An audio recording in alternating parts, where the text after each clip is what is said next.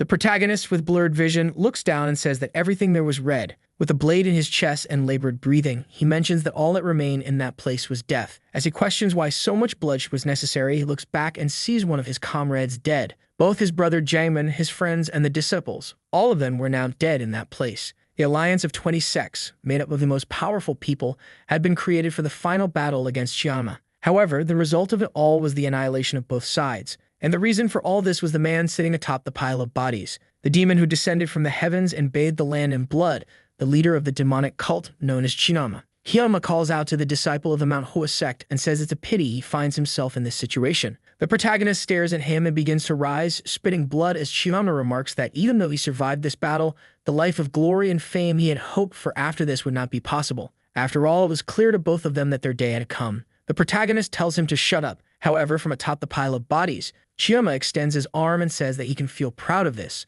Though many had helped him in this final battle, it was his blade that delivered the final blow, and as the leader of the demonic cult, he recognizes the blade of Mount Hoa as the most powerful on Earth. The protagonist yells and tells him to shut up once more. He charges toward the demon, who remarks that it's a shame because with one more day, he would have been worthy of the name Chinama. However, he says that this doesn't matter and tells the Mount Hoa disciple to remember, this was not the end. The demonic forces would return, and when that day came, the world would fall under the control of the demonic cult. The protagonist extends his sword as Chinama declares that when that happens, he will be unstoppable. A slash cuts through, and a line appears on the demon's neck. He evaporates, and his head rolls down the pile of bodies. Atop it all, the protagonist declares that the war has finally ended. However, he already knew that his life had also come to an end. What he wanted to know was what would happen now to Mount Hoa. All the most powerful members who had participated in this advance were dead. The only people left in that sect were children who barely knew how to hold a sword. He couldn't even tell if all this bloodshed had been worth anything in the end. He wonders if,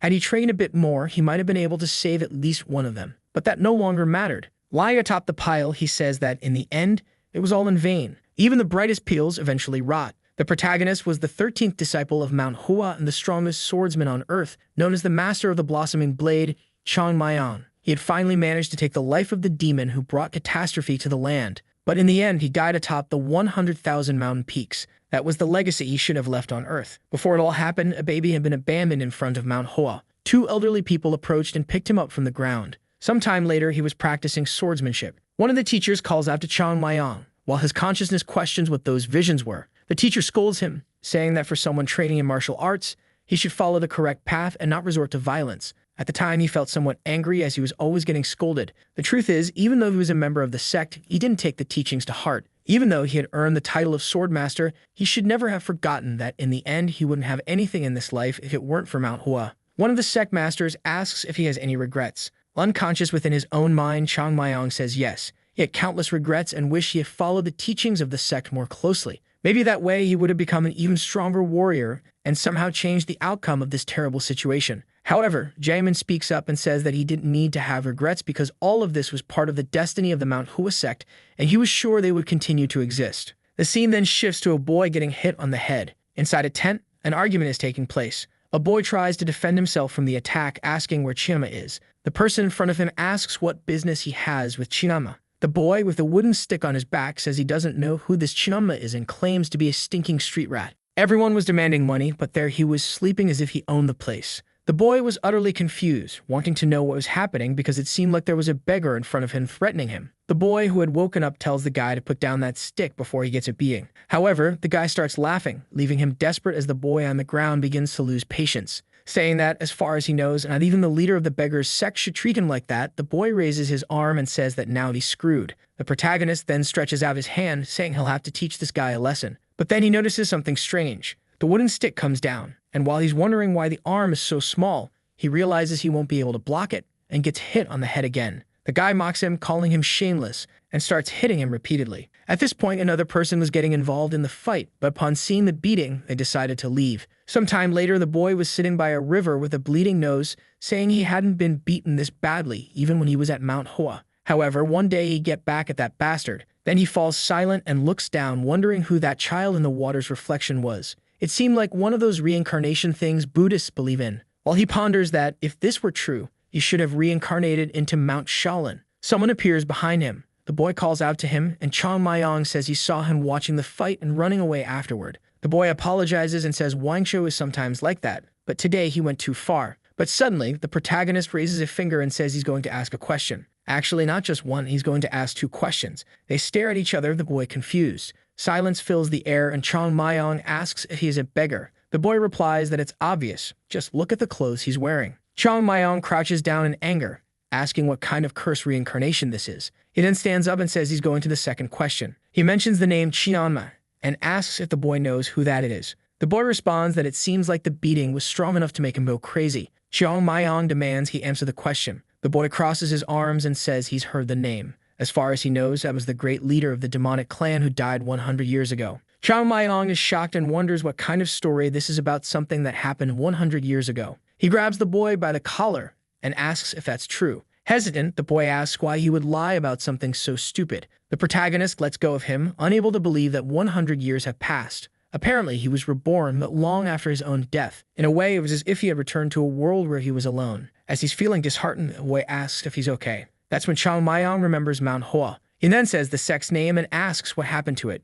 The boy is puzzled and asks what Manhwa is. Chong Mayong becomes even more alarmed. He asks if the boy is a beggar, who replies that he certainly is. Chong Mayong says that beggars should belong to the Gaibang sect, so how come he doesn't know about Manhwa, one of the 10 greatest sects in the world? The boy is confused and asks what nonsense he's talking about. He lists the names of the 10 great sects and says none of them are called Manhwa. Chong Mayong wonders how this is possible. How did the sect he had raised to the top of the world vanish from the map? He grabs the boy by the collar again, and the boy wonders if it's going to happen again. The protagonist shakes him, demanding to know how these weak sects became among the 10 strongest in the world and how Mount Huo could have disappeared in the meantime. The boy, shaken, starts to recall the name. Then he says he's heard there's a sect like that in the Shaanxi region. Chong Mayong gets excited, but the boy says that as far as he knows, it's not one of the 10 strongest. Chong Mayong becomes pensive and says that as far as he remembers, that sect is in ruins. The poor protagonist is in disbelief. How could Mount Huo, one of the most renowned sects in the world, have disappeared like that? He then lets go of the boy and slowly says that to believe this, he'll have to go there and see for himself. He then clenches his fists and says he's heading to Mount Huo.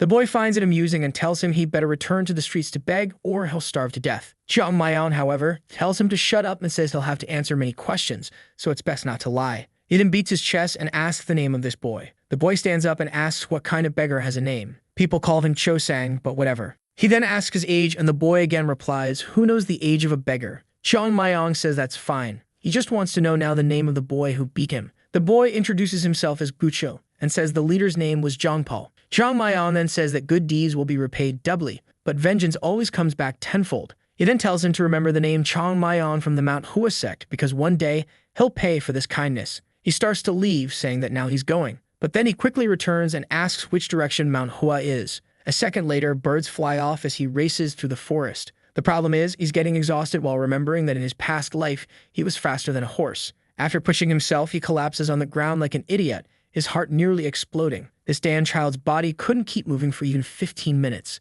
At this rate, he'll die before he even gets close to Mount Hua. With his face buried in the ground, he wonders how he's going to reach the Shaanxi sect. He then starts to smile and says that it's time to use the great intellect of Master Chong Mayong. Now he's excited, saying that this is an incredible opportunity. Even those who reach the peak of mastery have many regrets. One of his was because he was always lazy when he was younger. He never listened to the elders and was always dragged to the training grounds because all he wanted to do was escape. Besides that, he used to steal his teachers' drinks, which made them furious with him. However, that was something he didn't intend to change in this life. He then heads toward a tree, saying that in the end, it's just about starting over. First, he needed a place without distractions, and this seemed to be good enough. He sits in front of the tree while trying to remember what the right technique for this situation would be. He knew countless ways to increase his energy, and many others went beyond the knowledge of Mount Hua. However, he wasn't sure which one was best to learn first. Then he remembers a technique called the 6 Elements, a cheap text sold for 5 coins in street shops, known for being of poor quality. However, it was anything but a bad technique. The 6 Elements was the first thing the disciples of Mount Hua learned.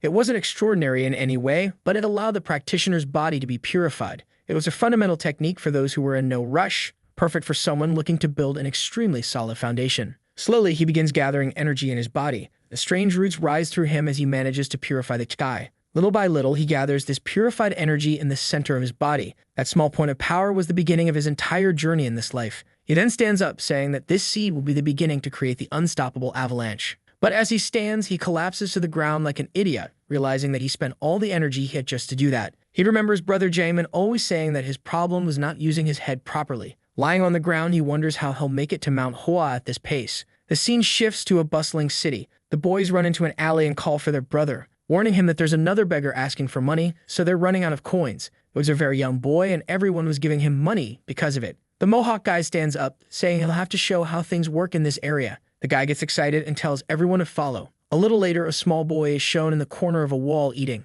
Obviously, it was Chang Mayong. The guys shout at him and tell him to stop pretending he doesn't hear them. Our boy looks back and asks if they're talking to him. The Mohawk guy says of course they're since no one else is around and asks if he wants to die. He warns him that he should know he can't beg in other people's territory, so it's better for him to hand over everything he has, including the food in his hand. Chang Mayong looks at his hand and says they're a bunch of greedy scoundrels because they even want what he's already bitten into. The guys crack their knuckles, saying he deserves a lesson. However, Chang Mayong just stands up, throws a small punch, and says he's fine. He looks at the guys and warns them that he's not very strong yet, but it's enough. He had already gotten used to this body and didn't have time to waste, so they should all come at him at once. The beggar almost explodes with rage, saying he had thought about going easy on him. But he changes his mind and tells everyone to finish off the kid. The first one stretches out his arm to throw a punch, but Chang Mayong easily dodges. He looks at him, clenches his fist, and hits him on the cheek. The guy flies away, and our boy asks if they know who he is. He is the master of the blossoming blade known as Chang Mayong of the Great Mount Hua sect.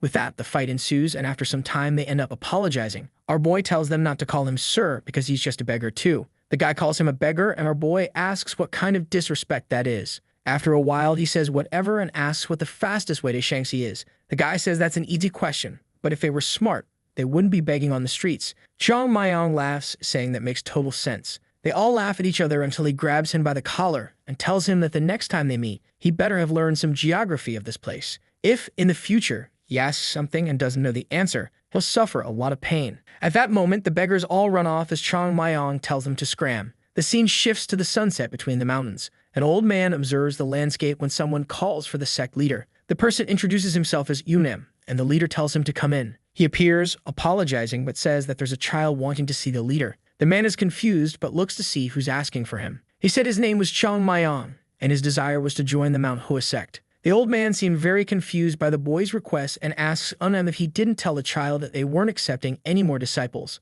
Unem replies that he did, but the boy desperately insisted on seeing the leader. Our Chang Mayong stood there with a smile on his face, but the truth is he was dying of anger over what had just happened. A little earlier, he had finally reached the entrance to Mount Hua. Those damn beggars had given him a useless shortcut, but in the end, he managed to find it. Now the hardest part was beginning, climbing to the sect. He climbed the stairs, scaled the mud, and then had to climb the mountain. It was a path he had taken countless times before, but now, with this body, it wasn't easy at all. Yet he was determined and he finally reached the top of Mount Hua. However, he was met with something that left him confused. In front of the sect, there wasn't even a sign with the name of the place. He remembered that Brother Chang Mayong used to clean that cursed name every morning. He had barely arrived and already couldn't believe the state of the sect. Just then, the door begins to open and someone asks who he is. It was Humam, who found it strange that a child had shown up there. He immediately wanted to know how he managed to climb the mountain on his own. The protagonist ignores the question and says he wanted to know something. Was the man standing in front of him a disciple of the Mount Hua sect? The man replies that he was, and our boy is excited that they weren't completely extinct.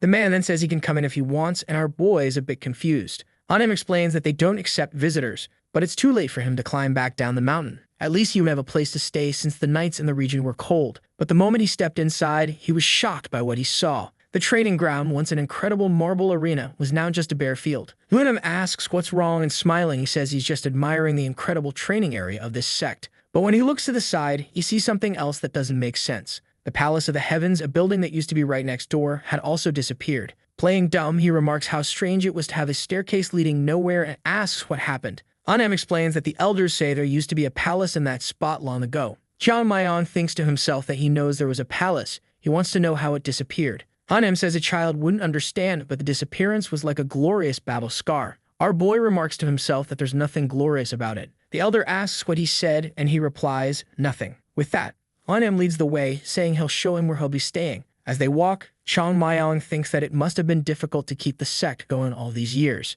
They arrive at the Jade Temple, and our boy is relieved that at least that was still intact. Anem begins to open the door and says that at Mount Hua, they follow the path of righteousness. That's why first, he must show respect to those who came before him. However, as soon as he steps inside, he's shocked again. Two things that were supposed to be here had vanished. A candle and a golden pot gifted by Emperor Jin, as well as a handmade scroll from the ancestors and a golden dragon piece. but now all the treasures of that place had disappeared. He gets closer and wonders if there wasn't supposed to be a flower there. Funham is confused and asks how he knows that. He becomes thoughtful and says there really used to be a cherry blossom made of metal in that spot. Excited, Chang Mayong then wants to know what happened to it. Funham says of course they sold it. It wasn't useful for anything and it didn't fit with the aesthetics of the place. So when a merchant made a good offer, they sold it. The protagonist remembers Jaemin and says, unfortunately, this was the end of the Mount Hua sect. The petal of the night-blooming fragrance had disappeared along with all the treasures of the sect. And the worst part was that the idiots in this place had sold something like that for money. Funham approaches and asks if he's alright, while Chang Mayong tells himself he has to fix this mess as soon as possible. At that moment, he kneels down and says he has a request. He wanted to become a disciple of the Mount Hua sect. Returning to the present, the sect leader asks why he wants to join and if he knows what kind of place this is. Our boy just says yes, he knows. He's certain it won't be easy to be accepted. But he already knows exactly what he's going to tell him. He remembers a member named Jiang Jing who disappeared during the war. He's going to say that this man was found on the mountain by someone passing by. The man saved him, and as a token of gratitude, he taught him the martial techniques of Mount Hua. And he, Chang Mayong, is a descendant of the man who saved him. With that story, he would be a direct disciple of one of the sect's great members, putting him on equal standing with the leader. This was because he didn't want to start from scratch in this place, so he was eager to be rejected and tell his little story. However, the leader says he accepts and he doesn't reject him. At that moment, the protagonist is a bit confused. He asks why, and the old man says he seems eager to join, so how could he refuse? Funham says that's strange because they haven't been accepting new members, but the elder says he's changed his mind. Destiny, for him, worked in mysterious ways.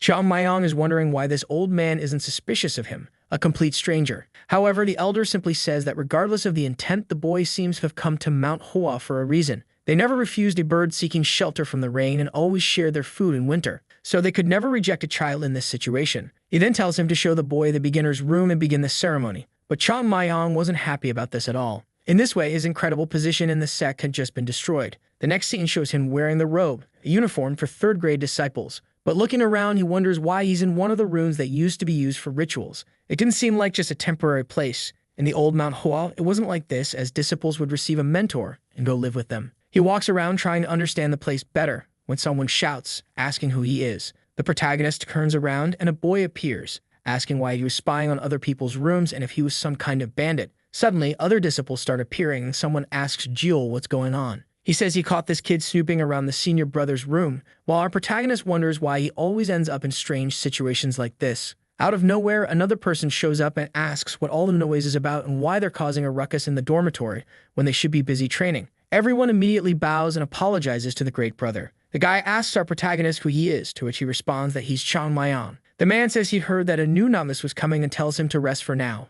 But tomorrow, he'll have to train hard. With that, he tells everyone to rest, and they all shout in agreement. Jiul glances back and gives Chang Mayong a cold stare, warning him that he'll see him later to teach him some manners. Chang Mayong is flustered, thinking that these damn juniors needed someone to look after them. He intended to take care of all of them in a warm manner, but that was their problem. The scene then shifts to Jiul telling him to take off his robe. Our boy asks what he's talking about, and Jiul repeats that he wants him to take off all his clothes. He was about to suffer some humiliation and get involved in a fight, as that was the initiation ritual there. The protagonist remains silent for a moment and then says he wants to ask something first. He wanted to know if senior brother Anju knew about all of this. Jiul responds that the senior brother doesn't come at night and asks if he's looking for a beating to start obeying. Our boy then simply calls out to senior brother and tells him to clench his jaw. When Jiul is about to ask why, a punch is already flying toward his face. The other disciples look stunned as Jiul is left hanging from the ceiling. The protagonist asks what's the deal with beating him to teach him a lesson and warns that's exactly what he's going to do. With that, a brawl breaks out in the sect. The scene then shifts to him calling for senior brother Anjum, telling him to give him a proper massage, while Anjum apologizes, saying he'll do his best. He then calls for Joe Jiul and tells him to stop trembling and come closer. He has some questions to ask since he's new to the sect, and the boy says he'll answer everything. Our boy wants to know what happened to the Golden Palace and why the Mount Hua sect went bankrupt. Joe Jiul says he'll explain and asks if he's heard of the Master of the Blossoming Blade. Chang Mayong says yes, because after all, that's him. The boy then explains that this is what all the senior brothers talk about. The Master of the Blossoming Blade was the one who killed John Man, the leader of the demonic cult. After the leader's death, the remaining members of the demonic cult decided to attack Mount Hua. The sect was completely destroyed and hasn't recovered to this day. Chang Mayong is shocked and wonders if his failure in that battle was what led to the entire Mount Hua sect being destroyed. We then see a flashback of a conversation between Chang Mayong and the sect leader. First, they discussed some techniques, and Chong Mayong suggested throwing them out because they were useless. Jaemin stared at him and said it was a good idea, and they continued talking. A little later during the discussion, Jaemin mentioned that it wasn't just for that reason that he had called Chong Mayong. He then said he believed it was time for Chong Mayong to accept an apprentice. He asked how he would manage to teach his techniques to a first disciple. Chong Mayong clenched his fists and said that would be easy. He would beat the boy until he learned. Eventually, after being beaten enough, he would start to understand something. After that, Jaemin never mentioned the idea of him taking an apprentice again. At that moment, someone calls him Senior Brother Junior. From his bed, he tells them not to be so formal and just call him Junior Brother. Then they inform him that Senior Brother Unjam wants to see everyone at the training field soon. Everyone is outside with their swords in hand. Unjam tells them to raise their swords and deliver the first strike. They all perform the first strike, while on the side, Nam stands with Chong Mayong, observing everything. However, our boy looks confused and asks what they call that technique. Nam says the name of the technique is the True Six Elements Sword Technique. It was a basic blade skill considered the foundation of all techniques in Manhwa. But of course, Chong Mayong knew that this was far from being the foundation of Manhwa. They were trying to teach philosophy to someone who didn't even know the alphabet. This type of training would give them a quick advantage for a short period. But what was a true martial artist without a solid foundation? And even worse, the person demonstrating the technique wasn't doing it correctly. He raises his head and looks at the sky, seeing that it was clear and empty, just like the future of Mount Hoa. He didn't even know where to start fixing something like this. He then calls to the boy beside him, who jumps in surprise and asks what it is. Chong Mayong wants to know what else they're learning in this place. The boy explains that after this technique, they would learn the sword technique of the 7 sages, and after that, they'd move on to the Blossom Hall and study the clarity of the sword technique. Chong Mayong doesn't seem excited about any of this. The boy continues, saying that after that, they would learn the pinnacle of Mount Hua's martial arts, the Great Sword Pacification Technique. However, our boy remembers that Chong Mayong had kept that technique a secret because it wasn't effective enough. It was exactly the technique that he had told them to discard and remove from the library. But now, the trash he had ordered to be thrown away was being considered the pinnacle of this place. He wanted to know what had happened to the Plum Blossom technique of 24 strikes. The instructor continues scolding them, telling them to take the training seriously. The scene then shifts to nighttime and our boy calls for Brother Jiul. Jiul asks what it is, and our boy says he already told him to relax. He then says he has a favor to ask and tells Jiul to gather everyone at 5 a.m. in the training hall. Besides that, there were a few things he needed to prepare. He starts listing some items, saying he wants 5 of them for each person. A little while later, Jiul asks if he's sure about this. Chong Mayong just smiles and asks if Jiul thinks he won't be able to do it. Of course, the boy says he can manage it without any problem. Our boy then tells him to go and says how much he loves how helpful he is. But our protagonist remains there thinking. At the moment, Mount Hoa had no money, no techniques, and no talent. No one in the world would be surprised if they closed down tomorrow. And right now, the only thing he can contribute is talent. The problem is that the third-class disciples are far from being extraordinary martial artists. However, in the end, a great sect isn't built in a day. He's going to have to use these amateurs to restore Mount Hua to its former glory. Everyone sleeps and wakes up at 5 a.m. Naturally, they're all angry, wanting to know why they're following the orders of that Dan Jr. They ask the seniors how long this was going to keep happening. The two think to themselves that everyone knows they all got beaten. Just then, our boy shows up and asks if anyone was talking about him. Everyone is immediately startled at the sight of him. However, one of them gathers the courage to ask who he thinks he is to gather everyone there at 5 a.m. Our boy stays silent for a second and tells the brothers not to be so mad. He then apologizes and says that he really forgot to consider everyone's feelings. He personally wanted to apologize so maybe they could talk a little inside. He leads everyone who didn't feel like training into a room and closes the door. Outside, the others are confused about what's happening. Then suddenly, the whole house begins to shake. Jiul noticed the movement.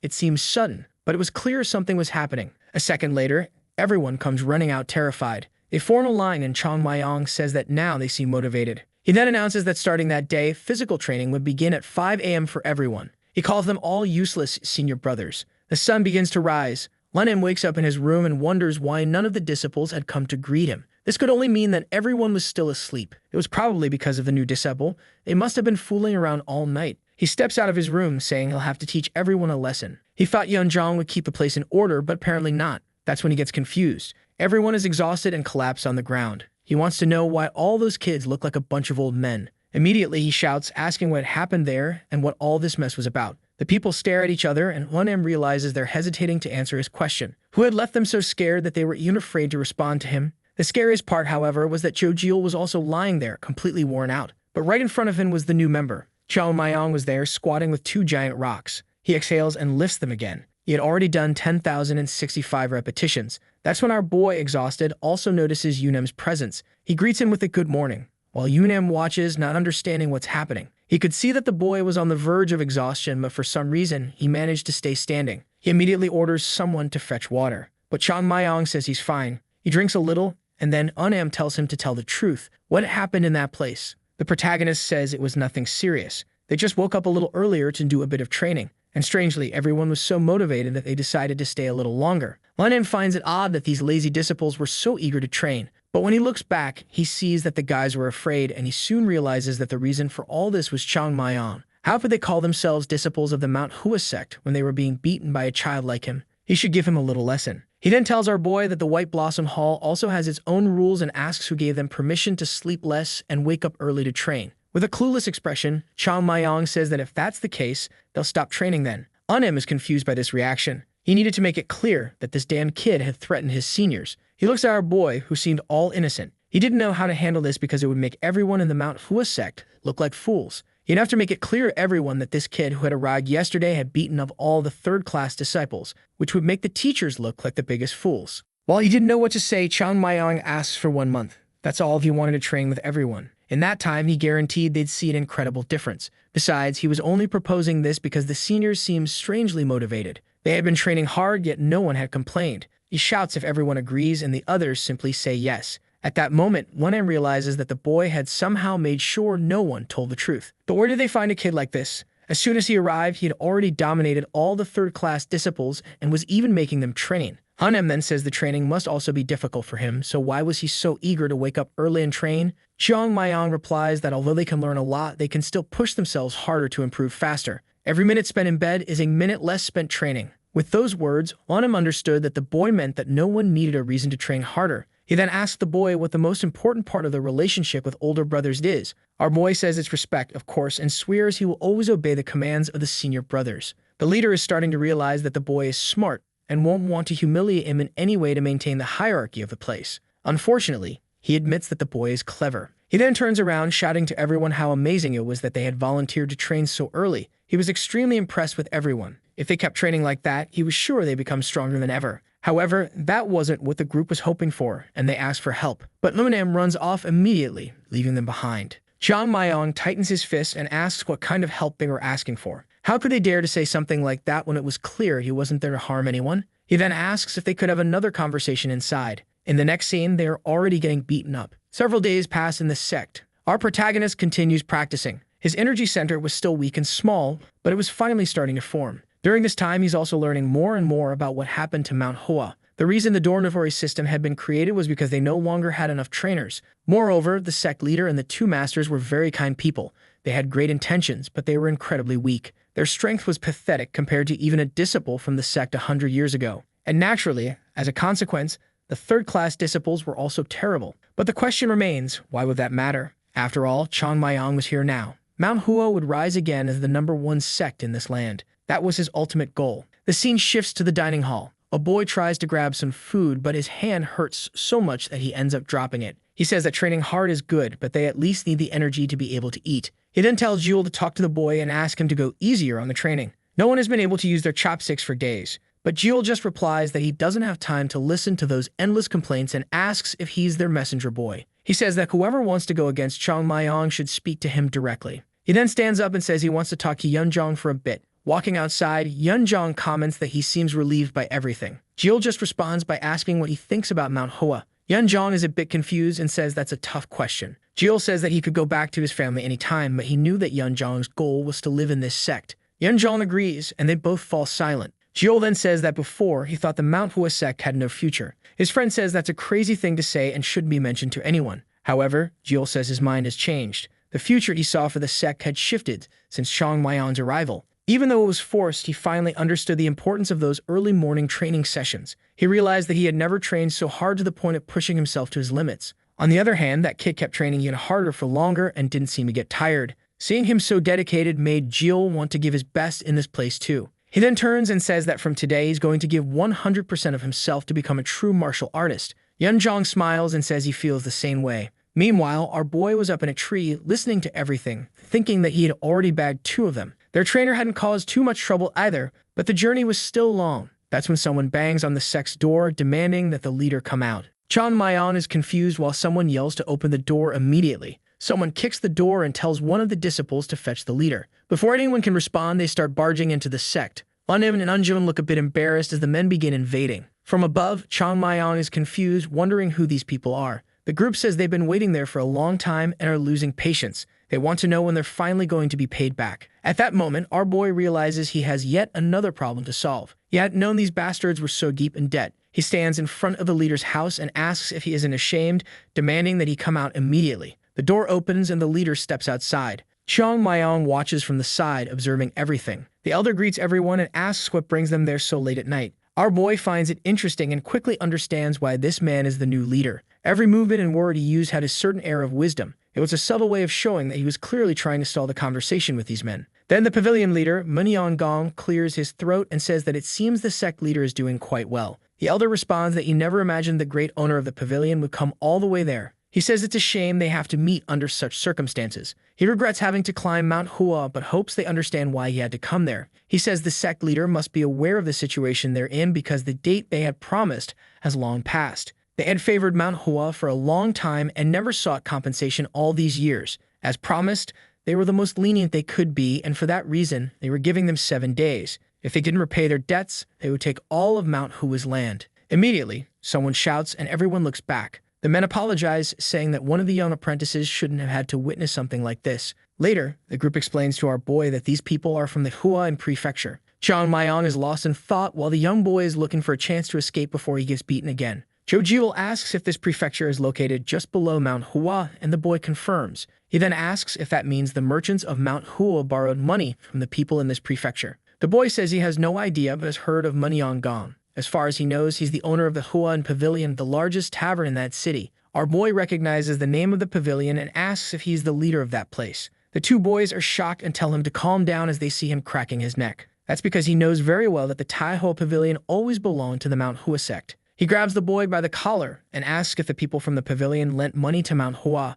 and now that they haven't paid it back, they're trying to take the place. The boy just confirms it, but to Chang Mayan, none of this makes sense. First, it's absurd that Mount Hua would borrow money from the pavilion when the pavilion belongs to Mount Hua. Clearly, something went very wrong in the past. He then calls for Jojiel, who's startled. He tells him that thing he mentioned earlier. He wants him to bring it now. Jojiel is confused, but Chang Mayan orders him to bring it immediately. Jojiel runs off, saying he's on it. He brings the robe and asks why he wants it. Our boy then says that the Buddhists have a saying, sometimes to meet Buddha, you must kill him, which means that sometimes you need to go against the virtuous path to find true enlightenment. Now dressed in the robe, he says he's seeking to follow that teaching. The two boys are shocked and ask if he's thinking about leaving the sect. In a second, he's already jumping over the wall. He looks down at the city, and in the middle of the pavilion, some men are laughing, saying that it seems the leader was left speechless. They amuse themselves, saying they've finally given their final ultimatum. Nare Godo says they deserve it, especially since they've already taken more than 100,000 coins from him. They tell Gong that the leader couldn't even respond properly. Gong, smiling, says that even though he's a merchant who loves money, it still saddens him to destroy a place that meant so much to his ancestors. The man in the blue robe says he shouldn't worry about that since the final deadline had already been extended for a long time. He's sure the entire city will appreciate how lenient he's been. Gong just thinks to himself that it must be nice to live life with such a simple mind. No one there knew it, but Mount Hua was still a major influence. That's because the power of the sect didn't lie in its martial arts, but in the legacy it built over the years. It's hard to find anyone in the Shaanxi region who doesn't know the history of that sect. However, little by little, he's been gaining enough strength to finally put an end to them. Like a duck being slowly cooked, the time had come to finish them off. One of the men then asks what Gong is going to do with Mount Hua's location, as it would be easy to sell such a place. The man's name is Zhongzhen Yu, and he suggests it might be smarter to ask for something else as payment. But Gong says that the place has much more value than they can perceive. Even though it was just an abandoned place, it still carried tremendous value. The men don't seem to understand why, and Gong begins to get angry. He then sets his chopsticks down on the table and says that he hadn't planned on revealing his plan so soon. He tells them to think as if they were enemies of Mount Hua. How interested would they be in paying to erase the legacy of that sect? No one had to worry because they would certainly make a huge profit from this investment. One of them stands up and says it's a brilliant plan, adding that they'll have to celebrate Mr. Gong. Later, Zhongzhen is heading home, saying that it was an incredible night. He was going to make a lot of money from the downfall of Mount Hua, and he's certain he can trust Gong. He looks up, searching for the moon, and wonders why it's not in the sky. Meanwhile, Chang Mayan is just watching. Then Zhongzhen stops, seemingly seeing something ahead of him. As his vision clears, it's our boy standing still and telling him to stay very quiet. Jongsun finds it strange that there's such a small and skinny little thief in front of him. What puzzles him more is why the boy is so conspicuous, as if he wants everyone to know he's a thief. Jongsun crosses his arms and says the boy must be thinking of robbing him. But Chong Mayong calmly says he's not interested in money, only in some answers. Jongsun says that normally he doesn't mind helping lost kids, but tonight the boy is out of luck. That's because he's going to have to deal with the friends he brought along, as he already knows how dangerous it is to wander alone at night. Our boy immediately recognizes the men as caravan guards. One of them asks if they should kill the boy, but Jongsun says it's unnecessary since he just wants to ask him a few questions. He turns around hearing the sounds of a fight and says it seems everything's going well. But strangely, there were a lot of fighting noises, and he starts to wonder what's going on. Then he hears a bang behind him. He turns, telling the men to go easier on the boy. But someone apologizes. It's Chong Mayong, who had already taken everyone out. Chong Mayong says he only wanted to talk, but people were being rather impolite. He then tells Jongsun to come closer. Once again, he tells him that if he answers, he won't get beaten, and Jongsun immediately agrees. Chong Mayong grabs him by the collar and says that now they can start with the lesson. He had offered not to give him a beating, but Jongsun refused, so now he's going to take a few hits. But no worries, he'll still be able to talk once it's over. A moment later, the poor man is all swollen, talking nonsense. Chong Mayong warns him that if he doesn't speak properly, he'll get beaten again. He then asks what's the deal with Manhwa borrowing 100,000 coins, and the man just confirms it's true. Our boy thinks for a moment and draws Jongsun's attention. He knows that if Jongsun sold everything he had, he wouldn't be able to gather 10,000 coins, let alone 100,000. So how did he and this group of merchants from this failing city manage to lend 100,000 coins to Manhwa? Jongsun says he'll explain how interest works. Basically, even with a small initial debt, they created an incredible snowball effect. Our boy punches him in the head, telling him not to be proud of something like that. He then asks if Jongsun owns the linen shop, and the man confirms it. Chong Mayong wants to know when he bought the shop, and Jongsun looks confused. He explains that the linen shop has belonged to his family for generations. But once again, that makes no sense because the linen shop also belongs to the Manhwa sect. The truth is, every major business in the Huaying prefecture belongs to the sect. That's because the city only grew thanks to the presence of Mount Hua just above the mountain. The sect had entrusted the merchants with managing things, but apparently, these bastards had been stealing everything from them. At that moment, someone calls him a coward. A man appears, calling him a shameless little thief, and orders him to reveal himself. Our boy, however, is confused by this talk of a sneak attack, especially since he had been standing right in front of everyone. He lets go of Jongsun and asks why the man is so interested in knowing who he is. The man says he demands to know the name of anyone before cutting him down with his blade. Chong Mayong just asks if the guy hadn't just been knocked out. The man starts getting angry with this damn kid. He draws his blade and charges toward him, telling him to get ready. Chong Mayong calmly watches. He had much more kai, speed, and physical strength than the man. But did that mean the man was weaker? Of course not, because strength and speed were far from the best way to measure someone's power. Chong Mayong throws the sword into his hand and deflects the attack with his shoulder. The man is utterly confused as Chong Mayong remembers a lifetime's worth of memories with the blossoming blade. If he doesn't have physical strength in a child's body, he just needs to use the opponent's strength as his own. He then redirects the impact back, and the man is thrown far away. At that moment, Chong Mayong extends his arm and draws his blade. A few petals appear around him, and he tells the man he still has a lot to learn. He appears behind the man using the double blossom sword technique. The poor guy falls to the ground, unconscious. But then he hears someone in awe, and he realizes he made a mistake. He had forgotten about Jongsun, who clearly saw him using that technique. And worse, with that dumbstruck expression on his face, maybe he had recognized it. Jongsun then says that these refined attacks, this martial mastery, and that incredible kai, he was sure of something. Startled, our boy thinks it couldn't be that Jongsun had figured it out. And then Jongsun asks if he's a member of the Zhongnan sect. Chong Mayong is momentarily silent, confused, but then agrees, saying that's exactly right. He's a member of the great Zhongnan sect. Jongsun then says he'll now tell him everything he wants to know, and our boy just thanks him. Back at the sect, Zhang Mu and Yun Zhang are pacing back and forth, wondering why Chong Mayong hadn't returned. Zhang Mu says it was crazy to let him go out like that, but he's sure the boy will come back unless something bad happens to him. Just then, the door starts to open, and Chong Mayong asks if anything happened while he was gone. Zhang, however, says they're the ones who should be asking him what happened for him to disappear like that. He simply responds that it was nothing serious, and that he even made a little extra money. At that moment, he remembers Jongsun asking if he was from the Zhongnan sect. Even though it was good that his identity wasn't discovered, in some way it still stung a bit. Even the signature technique of Mount Hua, the blossoming technique, was mistaken for another sect's technique. Jewel then asks what he was doing out there. Our boy just responds that kids don't need to know. They get angry, saying that he's a kid too. Chong Mayong tells them to gather everyone because they need to train. Jewel is confused, especially since it's nighttime. But our boy tells him to listen up, saying that whether it rains or shines, day or night, or even snows, they wouldn't miss a single day of training. Joel starts getting excited, saying he's looking forward to today's training. He says he'll gather everyone and asks if Chong Mayong is going to join them. But Chong Mayong says not today as he has other things to do. Zhang says they can only train properly when he's around. They could try training alone, but they know that without him there, no one would take it seriously. However, the protagonist simply says he already knows that and tells them to go gather everyone. He then falls onto his bed, wondering what to do next. The situation was complicated as the city merchants were trying to take the place, and the documents that prove Mount Hua's ownership of the businesses had probably been lost a long time ago when the sect was attacked. He could just invade the city and beat everyone up, but that would only worsen Mount Hua's reputation, so things couldn't be solved that way. He needed a justification to prove they were the rightful owners of this land. The problem was how to find something like that. He remembers seeing Jiangman filling out the records of who owned those properties, but when he opened the door, Jiangman seemed to be filling out only a few. He finds it strange that there were so few records and is certain that Jiangman must have been hiding them somewhere else. It was impossible that everything Mount Hua owned could fit on so few sheets of paper. That means there's likely some kind of vault that only the leader can access. He recalls hearing rumors that such a thing existed and the entrance was probably near the leader's house. That place hadn't changed at all since the past, but considering that everyone there was a martial artist, it had to be near the leader's house. However, it was something difficult to locate, and the only way to do so was through an underground base. Apparently, he was going to have to embark on a treasure hunt. He then opens the door and jumps out of his room, apologizing to Jiangman for what he's about to do. He says he won't even touch any of the treasure and will take it straight to the leader, or maybe that's a promise he won't be able to keep. The scene changes to a flash of light in the middle of the mountains. Our boy is lying on the ground, saying he's exhausted. He had underestimated how big the mountain was, searching from place to place, especially using that kind of technique. He concentrates energy into his palms and slams it into the ground. With that, he can feel how the soil resists his energy. He doesn't know exactly where the vault is,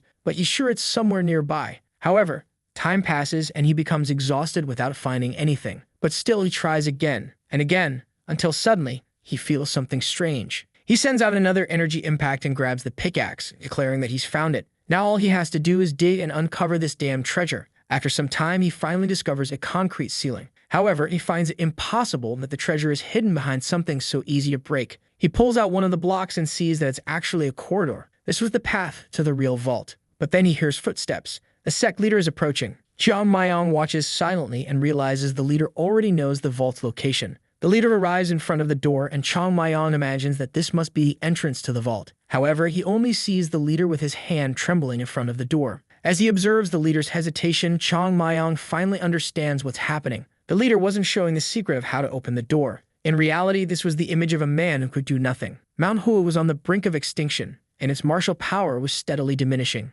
Running a place that no longer had any resources must have been difficult even for a leader like him. He had to witness, day by day, the place he had dedicated his entire life to slowly fall apart. It was painful to imagine how difficult it had been for him to see this every day. But a leader could never dishearten others, so he had to appear strong for the sake of all the disciples. And that's why this was the only place where he could show a little sadness. A while later, the sun finally rises. Xiang Mayan jumps into the tunnel and says that part of this is still his fault. But it wasn't too late yet. First, he had to get through this damn door. He approaches, places his hand on it, and sends out an energy impact. However, it's immediately repelled. He recognizes the material as millennium metal and knows it's impossible to break through with brute force. Now he understands why this sect leader stood there with no hope of opening it. The problem is that he also can't cut through this metal. But then he remembers that Jaemin's K level wasn't enough to do something like this either. If a leader can get in, then there must be another way to open it. Something catches his attention, and he begins to examine the pattern on the door. It's actually sword marks, the pattern of cuts from the 24 blossoming blade technique. He starts to realize that several of Mount Hua's techniques were blended into it, but he knows that this can only be done with the Violet Dawn Kai. He would need to perform several techniques one after the other with extreme precision. That's how the door is opened. But why did they create it this way? In a way, he understands how it works, but now there's one more problem. How can he use all these techniques? In his past life, it wouldn't have been an issue. Now he's just a weak child. Even though he knows every form of the attack, he doesn't have enough chi or physical strength to execute each cut. He starts adjusting his hair, saying he didn't want to have to do this. He slaps his stomach and says it looks like he's going to have to start a month-long vacation. He would need to use just a bit of this. He then begins to tap into his true innate Kai. This was the energy humans are born with and use to sustain their lives. Using this energy was like using a bit of his lifespan, but he had no choice. Suddenly, a purple aura starts surrounding his body. He points his sword, saying he only has one chance. With a single opportunity, he had to open this door. The problem was that many of these techniques he hadn't even tried using with his body. But there was no time to wait as his sky was already being consumed. He then sends out the first cut, spits blood, and says his body is getting heavier, feeling the limits of his energy. But now, he couldn't stop. He uses the first form of the 6 elements, executes the 24 blossoming blade techniques, and says he cannot break the chain. He continues linking one technique to the next, and gradually, stars form on the door. Finally, he collapses to the ground as the entire door shines. He gets up, asking if it worked. If this didn't succeed, there was nothing else he could try. But suddenly, he starts hearing a sound. A wind blows and the door begins to open. However, poor Chong Mayong is just coughing up blood on the floor. Now because of this, he'll have to take it easy for a few months. But this is the kind of thing he has to do if he wants to save the Manhwa sect. The door begins to open and he smiles, saying he's going to take a look at what Jaemin had been hiding. Finally, he's inside and sees 3 shelves. He finds it strange that there were all these books and nothing else. But considering they used Millennium Acid, it's understandable why it's so small. He remembers Jaemin always complaining about finances, so now it's time to see where the money went. He then pulls out the first book and is immediately impressed because it contains everything the sect owns. These were perfect copies of all the official materials. Now those merchants were definitely screwed. However, looking around, he finds it strange that there are only financial books in this entire place. He was hoping to find some money to buy good food and drink some liquor. But since there was none of that, he pulls out another book, saying he'll take a quick look before leaving. He then sees that these are tomes of techniques, and he wonders if the people hadn't already learned them. But that's when he realizes that none of these techniques are currently taught in Mount Hoa. That's because they were sealed in this place, with no one able to access them. He imagines that Jaemin hesitated to teach these techniques to future generations, which is why he stored them here. Normally, Jaemin was a man filled with inner conflict. The first shelf reflected his responsibilities within the sect, while the second showed the love and compassion he had for everyone. But now Jaemin didn't need to worry because Chong Mayong would restore the sect to its former glory. And after that, they would move forward and surpass what they once were. However, that's when he notices something strange. On the shelf beside him, there was only a peculiar scroll sitting on top. He pulls it down and begins to read. It says that this was meant only for the sect leader. If someone was reading this scroll, it meant that the next leader had already been chosen. Sometimes a few lines said more than countless words could, and for that reason, he decided to leave his thoughts in this book. Although the sect leader holds the title, they don't dictate the future of Mount Hoa. The new leader must have already realized that the future of the sect is decided by the younger generation within it. The leader's job is to encourage the new members so that they can find the new path for the sect. He pleads with the leader to abandon the burdensome idea that the future depends on them. Mount Hoa will always remain Mount Hoa. It's a force and spirit that cannot be led or wielded. And even if the future is full of fortune or disaster, it will simply continue being the same place. But one thing that wouldn't change over the millennia was that they would always need to guide the disciples and fulfill their duties. That was the heavy burden he was leaving for the next leader of Mount Hoa. Zhang Yun puts the scroll away and thinks that the old man was always like this. However, he's annoyed because there should be much more in this place. He starts to leave, thinking that at least the scriptures would help deal with the merchants, but he decides to wait for a moment. The layout of the place seems a little strange to him. Zhang Yun had a sort of quirk, where even the lamps had to be asymmetrically distant from him. So why was that shelf strangely empty? He leans on it and pulls it upward, saying there's something more to this. He throws it to the side, and that's when the glow appears.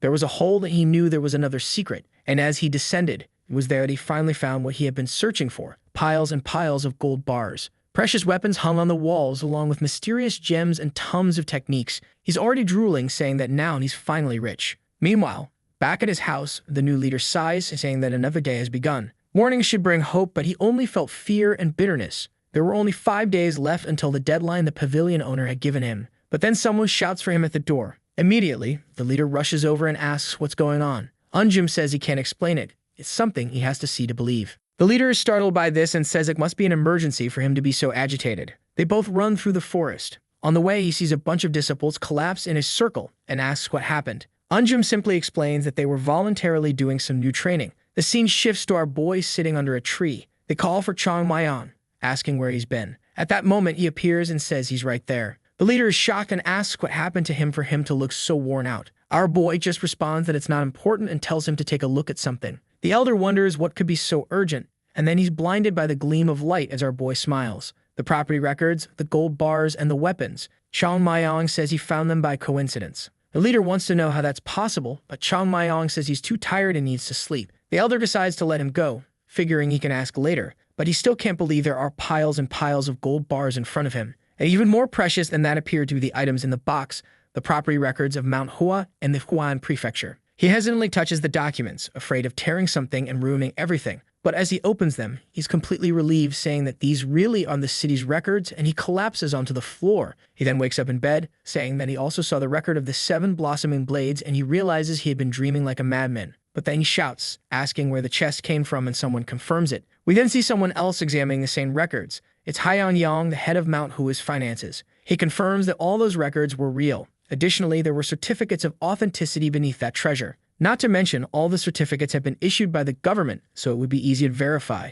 They could easily use those to reclaim the pavilion at any time they wanted. Plus, the treasure itself was worth over 100,000 coins. The leader feels relieved, saying that they've finally been given a bit of luck. Or perhaps he doesn't fully understand how that strange child has brought so much fortune to this place. It was as if the embodiment of good times was walking around Mount Hua. However, he stands up and says that if these records are indeed real, there's a conversation that needs to happen. He orders them to summon the owners of the properties listed in the book to Mount Hua immediately. A few days later, Gong was climbing the mountain, with everyone asking him to slow down a bit. But he tells them to keep going because this would be the last time they'd have to climb that wretched mountain. Jongsun grumbles, saying he never wants to set foot there again and doesn't want to even look at Mount Hua anymore. The other merchants wonder if the leader called them there because he managed to get the money. But Gong at the front says 100,000 coins aren't so easy to gather. He's sure the leader is going to ask for more leniency because he hasn't been able to raise the money. It was something impossible to do by the deadline they had given, and that's why they called them there. Some call the leader shameless for summoning everyone when he's the one in debt. However,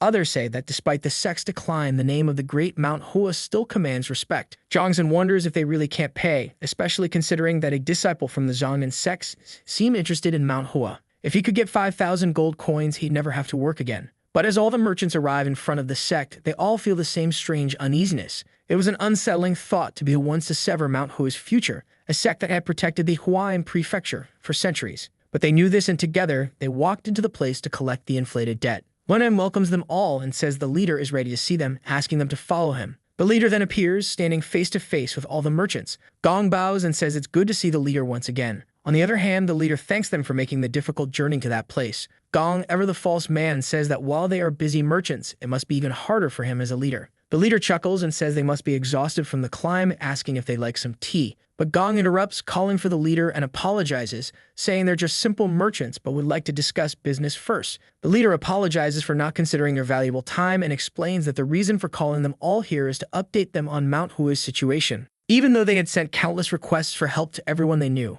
no one was willing to extend a hand to the sect. It was a shame, but despite all their efforts, they wouldn't be able to pay the debt within the time given. Gong stands up and says they've already given Mount Hua enough time. They also have families to feed and can't keep extending the deadline forever. The sect leader says that's precisely why he wanted to speak to everyone. They wouldn't be able to pay the full amount now, but they could at least make a partial payment. He would like to know which of the merchants present would be willing to extend their repayment into the future. He then bows and humbly asks them to show some mercy to Mount Hua. The merchants begin murmuring amongst themselves as some unexpected developments begin to unfold. Our boy is watching everything from afar, commenting that it's an interesting way to handle the situation. He's just not sure whether the leader's words are meant to corner the merchants or if it's the final act of mercy before launching an attack. However, it's clear that sect leader Haiyan Zhang isn't as simple as he seems. A sect leader must have a cold heart and a firm stance. Even though they were all practitioners of Mount Hua, it was still a martial sect, and the leader needed to be able to calculate interests and act accordingly. Zhang Maiyan wanted to see if Haiyan Zhang really had the coldness required of a sect leader.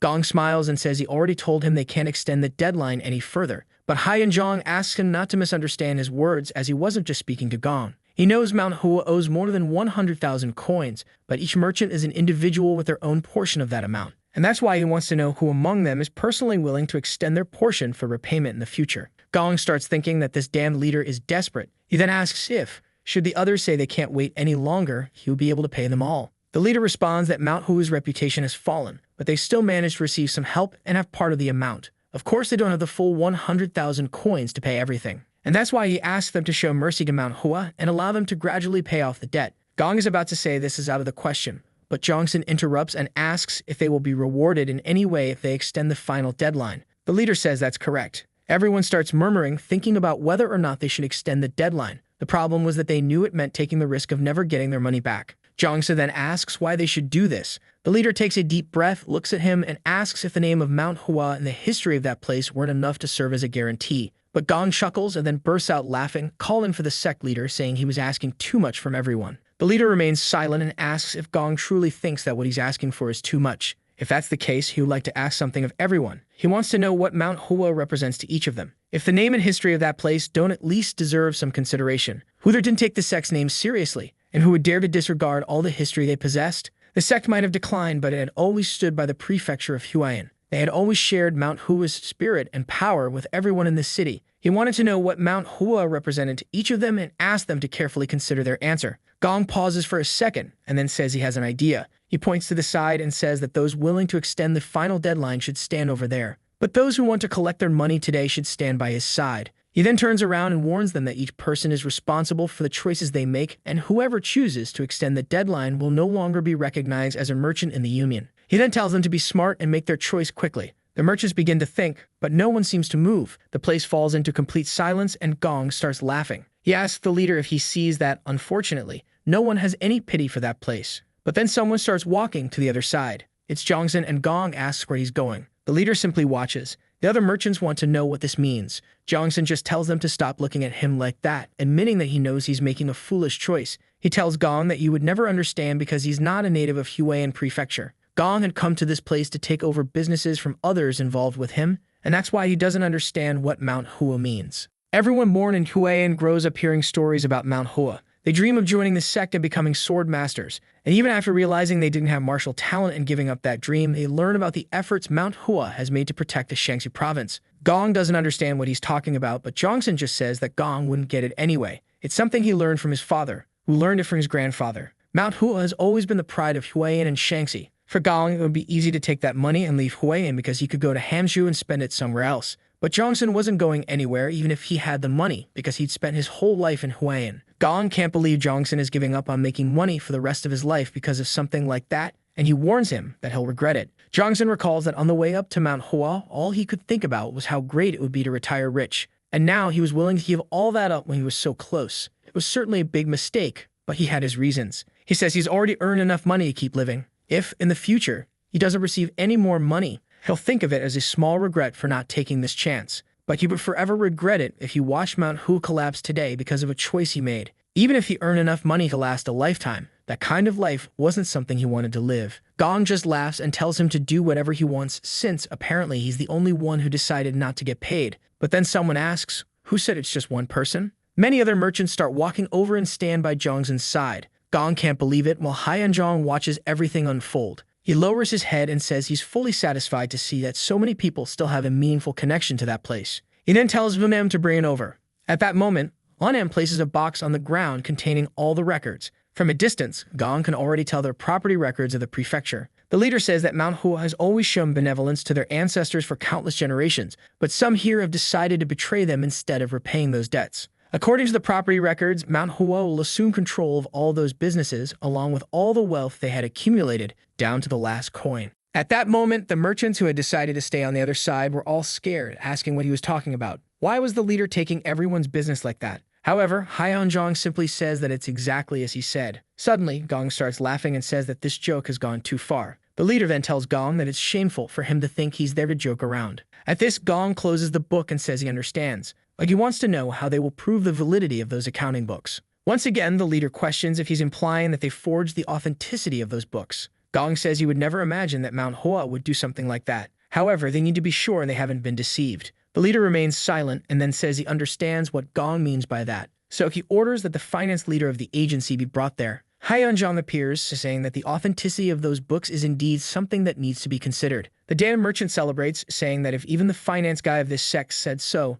then Gong must be right. However, Haiyanzhong then turns around and says there's a reason for that. They already anticipated that something like this might happen. That's why half of those books were sent to the prefecture 2 days ago. At that moment, Gong realizes he's in trouble. While they were on their journey to Mount Hua, people were analyzing those books. That means that by now, most of their businesses must already be taken. Not to mention that 2 days is more than enough time for them to complete the whole process. The books at Mount Hua are just a few, while the other half must have already been validated. Gong is about to explode and then shouts at the leader. However, Haiyanzhong just tells him to lower his voice, saying that he has no right to shout in that place. True friendship comes from helping others in times of need. However, they have no reason to be merciful to those who betrayed them when they needed them the most. He tells everyone to return to Hua's prefecture because everything will already be resolved. He warns that if it had been done properly, it would have taken everything. However, for each one's work, they would be allowed to take only one cart with a few items. Gong grits his teeth in rage and says he will never forget this. He then turns around while the other merchants just watch.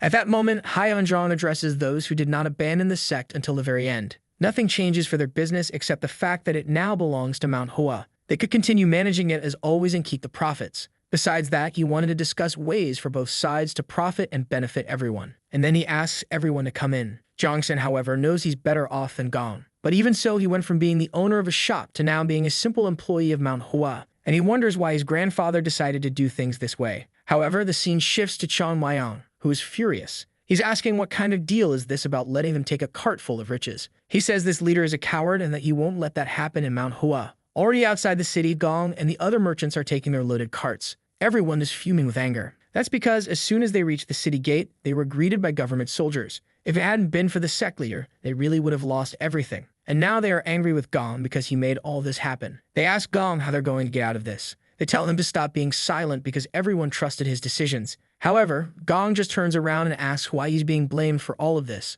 The fool remains silent for a moment and says that Gong isn't the only one to blame. But then Gong stops. He says there's no reason to be so stressed since they're only in this position temporarily. He's sure those damn books are fake and were forged by the leader. One of the guys in the back, however, says they seem legitimate and have been confirmed by the prefecture. Gong insists, saying they must have set everything up with the prefecture and the representatives there to steal his businesses. However, they would go to the city of Luoyang and talk to the owner there. If the people from this city were using the authorities, they would talk to someone even higher up. But someone appears and says that he's talking nonsense. Boy, it's our guy dressed like a bandit. Gong asks who said that, and our guy coughs, saying that as far as he knows, he's the only one there. But Gong is confused, wondering who this bandit is who walks like an old man. Then he says he knows he wants the riches in the carts, but he better leave quickly, or he'll lose his life for nothing. Our guy hates being underestimated, even more so because to him he's not stealing, he's just taking back what belongs to Manhwa. Gong is confused about what wealth he's talking about, and at that moment he realizes that he belongs to that damned sect. Suddenly some guys start showing up, and Gong says it's the perfect time to get revenge. A bunch of mercenaries jump toward Chong Myong. However, he looks at them for a second and throws himself at them. The first one finds himself face to face and gets hit on the head with a scabbard, another on the chin, and another on the forehead. In a second, they are all drawn in the sky. He stops in front of Gong and says it's good for him to know. Until today, no one has challenged his words and left with all their limbs intact. Gong is confused as he didn't know that Mount Hua still had a martial artist of this level. He orders the useless ones to stand back. Then he tells our boy that he doesn't know where he came from. However, if he had been helping the sect, they wouldn't be in their current state. But it was a pity that he chose the wrong person to come for revenge. And he warns that our boy will die at his hands and be used as a warning to that sect. He activates his energy, saying that the leader will be very sad to know that someone like him died at Gong's hands. He runs toward him, telling him to prepare himself. Chong Myong finds it very suspicious that a shop owner has so much martial energy. However, it's now time to get beaten up everywhere, except in the mouth since he needs to be able to talk afterward. The forest explodes and Gong has his hands on the ground. He's sure he didn't let his guard down and has already faced many practitioners stronger than this guy. It's a common saying that a tiger hunts its best when chasing a mere rabbit. Besides, the moment he saw this masked guy destroy the mercenaries, he didn't lower his guard. Yet even so, this bastard has a bored expression. He moves forward again, saying he's going to fix that face. He stretches out both palms and comes face to face with Chong Myong. However, our boy just stretches out the sword's scabbard and strikes his hand with it. The man stares at his hand as it begins to absorb all his energy. It starts running through his arm and he screams in pain. He had concentrated all of his power, but it was blocked right at the moment of release, and now it's all coming back. Our boy tells him that he's way too slow and recommends he stop trying. At this rate, he's going to break all his fingers before landing a single hit. Gong ignores him, activates power in his foot, and charges toward him. However, our boy seems to turn into a blur and the energy passes through. It explodes in the background and Gong doesn't even know where he ended up. In the same instant, our boy is already behind him. Gong turns around with another attack but is blocked by the scabbard again. Once again, his arm receives the energy backlash. The protagonist warns him again that he's going to break all his fingers before managing to do anything. Gong falls to the ground, saying this kid isn't faster than him, nor stronger than him. Looking at their energy and physicality, he's sure he could take on 10 of them at the same time. He stands up and tries another kick, but our boy dodges it. Gong doesn't understand why he can't land a single hit. No matter how slow he is, this guy dodges all his attacks with precision. He's sure this guy knows everything he's trying to do. He's a strange monster that he still can't even estimate how dangerous he is. Then our boy stands up again and says he's not going to keep things like this. He wanted to play a little, but now he's running out of energy. Sweating, Gong asks why someone like him didn't help Mount Hua. The two remain silent. Chong Myong throws the sword onto his back and asks why he would answer that. To him, deluded people like Gong lived in fantasy worlds, so he wasn't interested. However, on the other hand, he wants to know why Gong has such refined martial arts for a shop owner. Even stranger is someone as skilled as him living in Mount Hua's prefecture. Gong asks why a martial artist couldn't be a shop owner. Our boy says it's no problem. However, he's sure that with skills like that, Gong would be making more money elsewhere. Gong pretends not to know anything and says that doesn't make sense. But Chang Mayan tells him not to start with that nonsense. He's not going to believe that it wasn't an order from anyone and that Gong is there on his own. But Gong says that's exactly it. Our boy says they always say that in the end. However, it's time for the final question. He asks if Gong knows what he does to a person when he wants to get information from them. Confused, Gong asks how he would know that. Our boy clenches his fists and says he beats them until they start talking. At that moment, the poor fat man already knows he's going to get beaten. The protagonist then says there's no point in trying to get information from someone who's not willing to talk. That's why they need to follow a slightly more functional path. He runs toward him saying he's going to get the information or at least be satisfied with having beaten him up without getting it. At that moment, Gong notices that he's coming for his left knee. The problem is that at that speed, he can't block the attack. But suddenly, he gets hit in the shoulder. He's confused because all the movements indicated an attack on his knee. He sees another blow coming and realizes there's a strike that's going to hit the center of his head. He raises his arm to try to defend himself, but in reality, it was the hilt coming from below. The poor guy takes a blow to the neck. He stumbles backward, wondering how the blow hit below when he saw the strike coming from above. To him, the protagonist is all blurry. He keeps getting hit, seeing the attacks and not being able to dodge them. He's starting to realize that at this rate, he's going to die. He can see by the calm look in his eyes that this guy has already killed countless people. Our boy then starts drawing his sword. Gong, stumbling backward, says to himself that he doesn't want to die. Once again, Chang Mayan comes to cut him down the middle. Gong, scared, raises his hand to defend himself. Suddenly, a blue energy spreads through the forest. When the smoke clears, he's standing there exhausted. Someone asks how he knows the Tai God's palm technique. It was the protagonist who had crouched down. He asks if, by chance, Gong was from the Southern Edge sect. He then says that now he understands this whole coincidence. Gong had put Mount Hua in debt and even has techniques that belong to the Southern Edge. So he asks if Gong was sent by them to this place. At that moment, Gong realizes he made a mistake. It would have been better to die than reveal that he knows this technique, especially to someone from Mount Hua. He had made a critical error. The problem was that when the cut came down on him, he was certain he was going to die since the sword had been drawn from its sheath. While he's muttering, Chang Mayan just asks if he's not going to answer. He comments that, in a way, it's honorable, as it shows a certain loyalty. Our boy knows he can't underestimate the Southern Edge, especially since Mount Hua, and they had always been rivals a long time ago. But today, while the Southern Edge still has a firm place among the top 10 strongest sects, Mount Hua is a mess. Yet it's strange for a sect like that to handle things in such a low manner. This means that either Gong doesn't know the full story or what he knows is all a lie. He laughs and says that in the past, the world was also desolate, but there was still a bit of honor. As if it wasn't enough that one sect wants to steal Mount Hua's techniques, now the other one wants to take the entire prefecture. Gong remains silent. Then he asks if this wouldn't be better for Mount Hua. He's sure the boy also knows there's no future for that place anymore. Now that they've lost the techniques and power they once had, it's impossible for them to become the powerhouse of the past. There was only a matter of time before they collapse, and Gong was just doing a favor by making it happen sooner. That's because a martial sect without the techniques of previous generations is destined to die. Our boy asks, who said that? And Gong replies that everyone should already know that. However, he corrects him, asking who said they no longer have the techniques of past generations. He begins to threaten to cut him in half, saying that first he needs to confirm the information before spreading it around. Chang Mayan remembers that Mount Hua and the Southern Edge sect had many similarities, which is why they were connected. Both used swords as the main weapon for their martial techniques.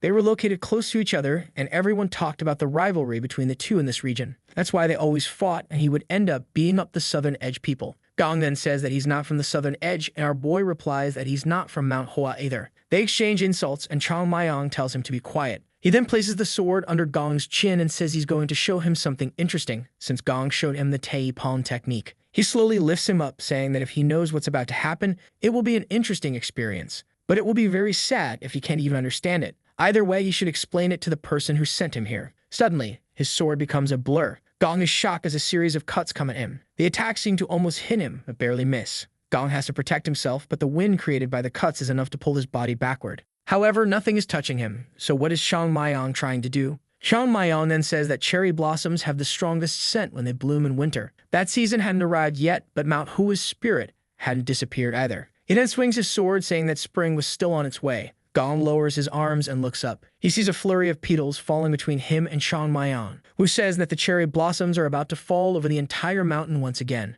Gong is confused, looking up, not understanding what he's seeing. It seemed like hundreds of petals were coming toward his forehead. He continues to watch as they slowly approach. of the 24 techniques of Manhwa, the cherry blossom storm. At that moment, the poor man falls to his knees and our boy sheathes his sword. Gong's body hits the ground and our boy even spits a bit of blood, saying that at this rate he's wearing himself out more than his enemies. What used to be child's play is now leaving him exhausted. He suddenly looks to the side and calls out to one of the merchants. The man, trembling all over, comes to speak with him, and our boy tells him to come closer quickly. He then talks to the four of them and asks who likes to get beaten up before leaving. Everyone stays silent, as no one is in the mood for that. He then asks who would prefer to leave without getting punched in the face. Everyone raises their hands, saying that would be pretty nice. Xiang Maiyang was about to talk about cooperation, but the guys just run off thanking him. At that moment, he yells for everyone to stay still. They look back, hesitating, and our boy asks if they really don't know how to use their heads. How was he supposed to take these carts if everyone left? He then shouts, demanding to know the value of what was in the carts, and the guys begin saying that there were between 1,800 and 2,300 coins.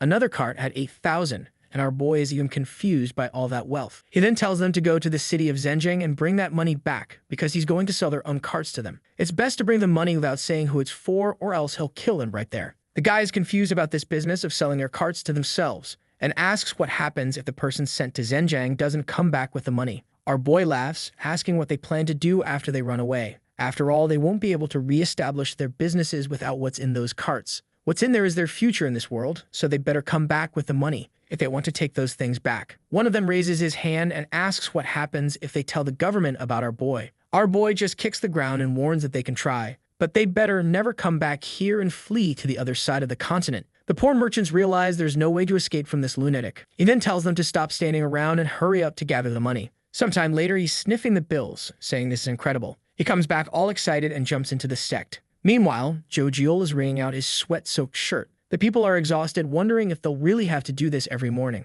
But he feels that a lot has changed. Now they actually seem like a group of martial arts practitioners. At that moment, Yanzhong asks why he's smiling like that. He replies the same thing, saying that now they look like a group of martial artists. He thought it was a strange idea to have, considering they always had been. But his friend says he understands him. After all, he's been thinking the same thing. A few days ago, he couldn't imagine himself training so hard at Mount Hoa. But now it's time to return to the second training session of the day. All they tried to do before was pass the time, climb the mountain, and do some half-hearted training. But ever since he arrived, many things had changed. He knew it was all thanks to Xiang Maiyang. Surely he was bringing numerous changes to Mount Hoa. For now, it was just a small breeze in this entire place. But no one knew the impact it would have in the future. When he arrives at the sect, he hears someone shouting not to put that there, and telling the workers to hurry up and keep bringing more. As they look, there are a bunch of workers entering the sect. Many are carrying stones, saying to bring everything without breaking anything and ordering them to work faster. The third-year students entered, trying to understand what was happening. Anam was ordering everyone around until Yanzhong called out to him. He approached and asked what was going on. The master explained that those men were all workers.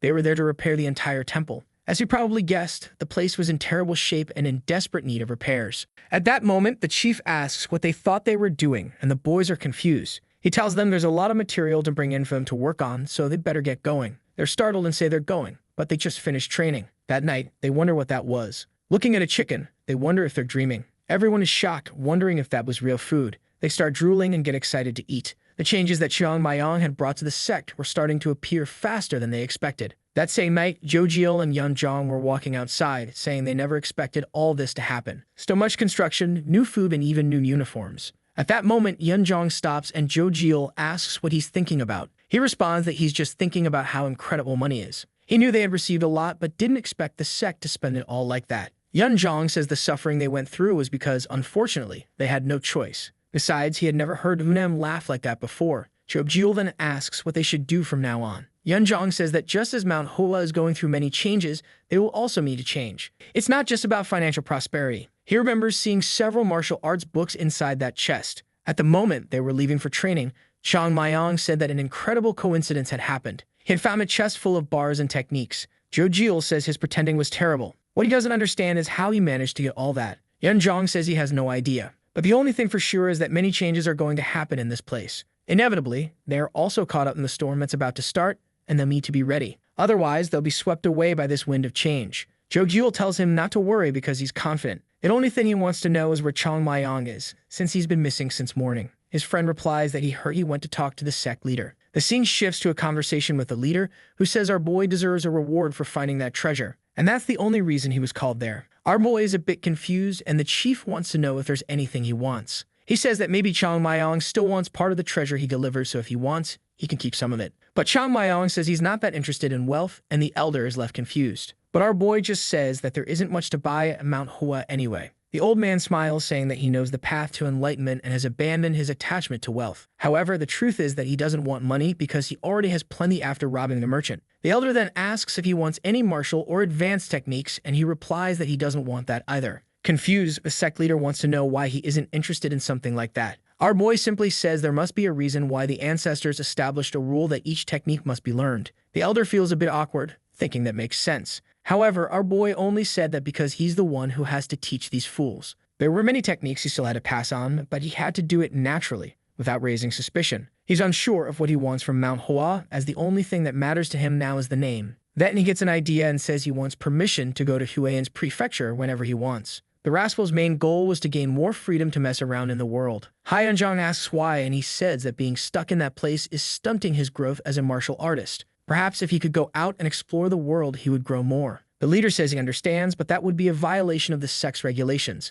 Considering what he's achieved, it would be deserved, but the problem is that many people might complain that it's unfair. He then asks if there's anything else our boy wants. But our boy doesn't know what else he wants besides freedom. Then he says he has an idea. He says that his body is in terrible condition, and the chief asks what he means by that. Our boy says that his internal energy seems to have been damaged. The leader again says he understands, but asks why he's mentioning that. Our brave boy then says he wants some life-replenishing pills. The chief is a bit confused, so he clarifies that he wants the pills that restore a person's life energy. Everyone stares at the chief, and our boy is hopeful. Hyeonjong then drinks his water, bangs the table, and says that from now on, he is authorized to leave Mount Hua. The instructors all agree, and our boy is confused. They start pushing him out, and our boy asks why, considering that before, they said it wasn't possible. However, the old man throws him out, saying he's not responsible for whatever he does in the prefecture. But our boy is fuming because he wanted the life-replenishing pills. Unfortunately, the old man doesn't have any for him. Hyeonjong then closes the door and asks what they think of the boy.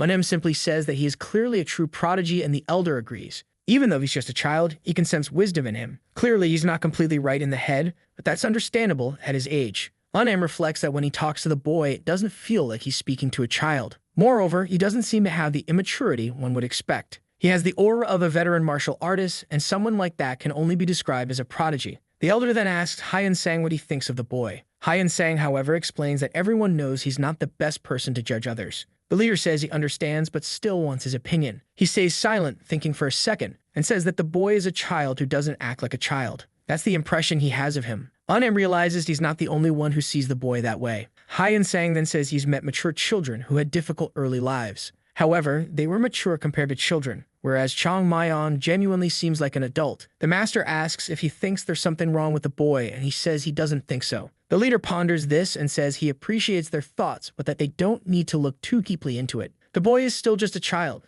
so that's how they'll see him. Their goal here is to help everyone reach their potential and correct any flaws. The two acknowledge the leader, saying they understand. He then asks Unam how the repairs are going. Unam explains that since it's hard to bring things up the mountain, they're having to collect the trees from there. The problem is that it will take time to cut everything and then dry the wood. Jong asks if he has any objections to using all the money on these superficial things, and Unam immediately says no. The leader then says he hopes everyone understands that Mount Hua must be reborn. They will rebuild the sect's appearance as well as its martial arts. Wanam agrees, saying that's a very wise decision. He then asks Sang to understand the new martial arts books as quickly as possible so that they can be used. He also requests that he be extremely careful, as there can be no mistakes in what the boys will learn. Song just assures him that he personally guarantees it won't happen. Jong thanks him, saying he trusts both of them. However, Song is a bit hesitant. He's not sure if he should tell the leader that those books are too new for something that's supposed to be hundreds of years old. Not to mention that some of them had a bit of ink recently spilled on them, so it seems like someone rewrote them. But maybe he's just being paranoid because the content clearly had no malicious intent. To him, it means that someone is trying to benefit Mount Hua while remaining anonymous at the same time. Meanwhile, our boy is outside, furious for being kicked out just because he asked for the pills, especially after all the hard work he had to do rewriting those crazy techniques. And the look on the leader's face made it clear they don't even know how to produce the life pearls anymore. The problem is that things are getting complicated for him now. Every fight, he has to deal with those side effects caused by opening the door. And worse, is becoming more severe than he expected. His body is taking too long to recover, and at this rate, it will take at least a year. He knows that staying still for half a year is the end of everything for someone his age. A child's body is constantly growing and changing. That's why this is the perfect time to build the foundation of martial arts and strengthen the body. The boy is stuck and needs to find a solution. There are only two ways to recover innate Ki. Either you consume a panacea, which is the life pearl, or you recover it through someone else via Ki transfer technique. The problem is, no one is going to want to transmit energy to him for now. What's strange is that in the past, there were so many of these pearls around that he used to find them lying on the ground. There were so many in the sect that he sometimes used them as hangover cures. The rascal starts gesturing, pretending to pour a drink, saying that speaking of which, he misses something like that. Then he pauses for a second. He thinks about the hangover and suddenly seems to remember something. He knew exactly where he could get a remedy like that. Immediately, he runs through the forest, saying he's sure it's still there. Being an idiot sometimes has its uses. A while later, he's looking up at a giant mountain. It was the highest and most dangerous peak in all of Manhwa. And the worst part is that the place he's looking for is right in the heart of it all. A cave that, even among all the disciples, he was the only one who knew about. Back in the day, he hid there when he was running away from the leader, and it really helped a lot. It was the perfect place to drink without anyone finding him, which makes him wonder why they let him stay in the sect instead of kicking him out when he was younger. But that's not important right now. He needed to climb it and find that panacea. In his past life, he could have reached it with 2 jumps, but that's impossible with his body. So he leaves and comes back with a rope. He heads up the mountain convinced that descending is better than climbing. Of course, there's the small danger that he could just fall and die. But he's determined, saying you only live once. Or technically, he's living twice. The rope is tied to a tree and the climbing mission begins. The simple reason training is forbidden here is the deadly fall. There's barely anywhere to put your feet or hold on. The poor guy slips at this moment and starts free falling. He's scared, saying he's going to die. But when the rope reaches its limit, his body is pulled upward. At least he's glad he tied a decent knot. However, now he's swinging toward the mountain. He concentrates energy in his hand and slams it into the mountain as he swings back. But the bone in his arm breaks. Still, he manages to activate the adhesion seal, which makes him stick to the rock. The obvious problem now is that one of his arms is broken, but at least he could see the entrance to the hideout. He could reach it if he released the adhesion seal and used a bit of momentum. He steps, starts swinging back and forth, and after a few swings, he's ready to leap. But the rope snaps right then. Once again, he has to activate the adhesion seal, but the bones in his hands start to break. He keeps slipping, hitting the wall, and almost falling out. Barely he hangs on and manages to pull himself up into the cave. He's already cursing, saying it's a lie that he was the master of the fluorescent blade.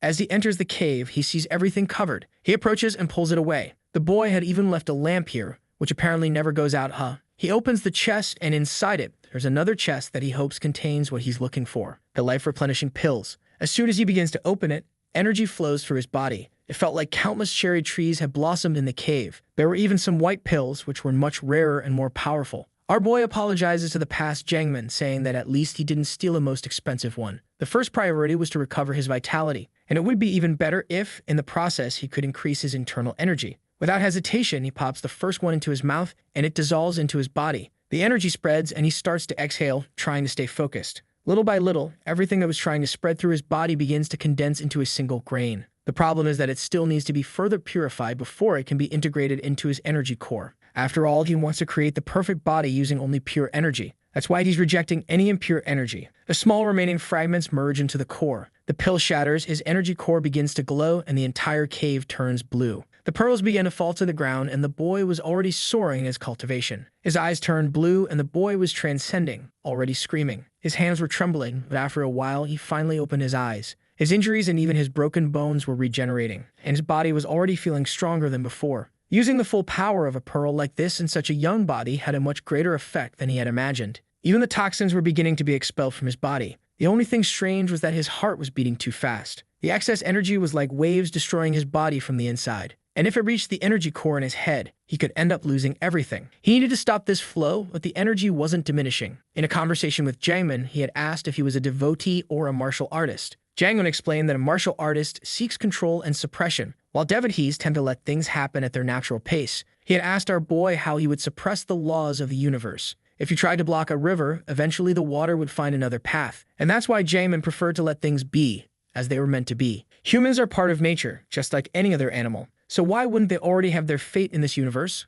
With his hand on his chest, he thought about this idea of letting things flow. He found himself in his sea of consciousness, looking up and seeing a great wall beginning to crack. He recognized it as the top of his body's energy. That was the entrance gate, and seeing all those cracks showed how destroyed his body was. When he placed his hand on it, he could feel a strong vibration on the other side. Judging by the pace of things, it was only a matter of time before the wall fell. Eventually, it would collapse, and if it all opened at once, he would be taken with it. Just as Jamin had said, you can't block a river because it finds a new path. If he tried to stop this wave, he would be defeated, so he would have to let it flow somehow. He then opened a small hole in the wall. The water started flowing under his feet, and he realized Jamin had always been right. It took him 100 years to understand that nature has its place for every person, but he had finally learned that. The energy then flowed to the center of his head. Sometime later, the day dawned. He woke up in the cave, and the boy who had been floating fell to the ground like an idiot. He was confused, wondering how he had been flying. But when he looked at his palm, he remembered what had happened. All the energy pathways in his body had been opened, and this child's body had somehow survived. All thanks to the teachings of Brother Jamin. The risk had been high,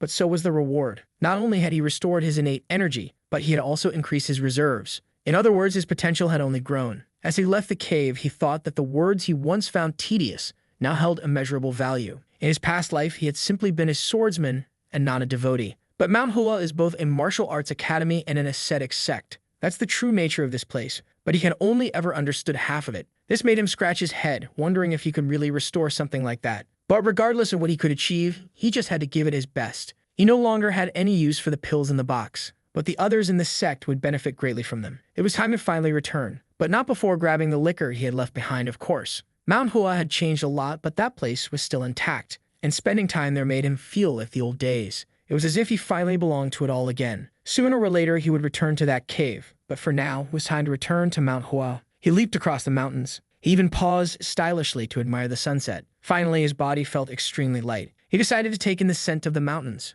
but it reeked horribly. The purification had turned him into a walking chemical weapon. Meanwhile, back at the sect, everyone was frozen and shivering from the cold. It was early, and they were heading out for training, wondering how long they'd have to keep this up. One of them commented that Chang Mayong had been acting strange lately. He looked worn out, like he was sick and exhausted. One of them then said that maybe the rumors were true, that he had suffered an energy surge. This caught everyone's attention as they agreed he looked very tired. Maybe he was avoiding training because he couldn't handle it anymore. The group concluded that this meant they no longer needed to train so hard either. One of them gathered the courage to ask why they had been following his orders until now. It was just because he could beat them all single-handedly before. But now that he was exhausted, things had changed. If they all teamed up, they could finally beat the boy. Jojiel, standing to the side, was just observing the murmurs, and Yunjong told them to let them do what they wanted. Soon enough, they'd face reality. The gate began to open. Someone approached, glowing, and the group was already terrified. It's our boy, exuding an aura. They don't understand how this guy, who was nearly dead, showed up with skin glowing brighter than ever. At that moment, Chang Mayong says he understands why everyone is mad at him. Lately, he's been neglecting training due to his health. For that reason, he sincerely apologizes. Immediately, the guys know revenge is coming and tell him not to worry, that everything is fine, and he doesn't need to come back. But our boy tells them to stop lying. He knows they've been training hard even when he wasn't around. This dissatisfaction is his fault for being a terrible instructor. That's why he'll do his best to make up for those lost days. And for that, obviously, there's nothing better than even more intense training. He points behind him toward the mountain and tells everyone to run. They're all confused, wondering what he means by that. Kiang Mayong just says it's a race and whoever comes in last will have to run twice. One of them was about to complain about climbing to the Lotus Flower Peak, but Yun Zhong had already started running. Jojiel followed, telling him to wait up. The poor others just stood there watching them go. At that moment, another one said that at this rate he'd be the last and started walking. And suddenly, everyone panicked and ran off. Our boy says they're bold to be thinking about starting a mutiny. However, having the mentality to change things is good. After all, those who only follow orders will eventually hit a limit. But there's nothing worse than complaining without effort. A martial artist earns the right to speak through training and skill development, and that's exactly what he's there to ensure. Throughout the millennia that martial arts have existed in the world, countless people have become the strongest. But a single individual was never strong enough to carry a sect alone, which shows that for a sect to be strong, all the disciples must be strong too. His goal is to make sure that Mount Hu surpasses the glory of the old Mount Hua. He then yells that the last one today won't get dinner. The sun is finally starting to rise between the mountains, and the poor disciples are already lying on the ground, defeated as usual. Jojiel, exhausted, looks back and sees Yunjong getting up. He's impressed that this guy is trying so hard. It was clear why he's truly the senior brother. This wasn't a matter of strength or skill anymore. It was simply the foundation of willpower. A stone falls to the ground and someone asks why the sun has already risen. It's Chang Mayong with a bunch of weights saying that whoever has finished their training should give him the weights because he wants to use them. At that moment, he looks around and wonders why everyone is sleeping. While he complains that training had barely begun, Jojiel is staring at him, thinking he's a monster. He says these kids nowadays really can't be taken seriously, but everyone knows he's the youngest one there. He then drops the weights and says that's it for today. But he warns that whoever skips training tomorrow will train 10 times harder afterward. Before leaving, he tells them to clean everything up and put the equipment away. The others are just thinking he's a bastard. Sometime later at breakfast, Yeonjong asks the guy next to him if he's lost his appetite, to which he replies that he's afraid of vomiting if he eats anything. They'd all turn to Yeonjong, calling him Big Brother, and ask if this training regime hasn't gone too far. Everyone agrees, saying they're starting to fear dying because of it, barely able to stop trembling. They didn't want Yeonjong to say anything to Chang Mayan and were pleading with him. They turned to Jeol and asked what he thought about it. He stayed silent for a moment. He said he agreed that the training was getting harder each day and was pushing his body to its limit. Iron gets stronger when struck, but that's not the case with humans. However, he's sure that the bastard Chang Mayan knows this too. For now, he thinks they just need to endure it, and if nothing changes, then they can talk to him. The group smiles, saying maybe that makes sense. Yeonjong says fine, if something like that happens, he'll talk to him. Sometime later, Jeol collapses into bed. It's time to sleep and then wake up to train all day again. He thought he could handle this training no matter how tough he was. But he's already passing out, wondering if he'll be able to keep up at this rate, until someone calls for senior brother. He wakes up and sees it's Chang Mayan. He says it was really hard to find this, but he's giving it to him. Confused, Jeol asks what it is. Then we see the red light, and he already knows.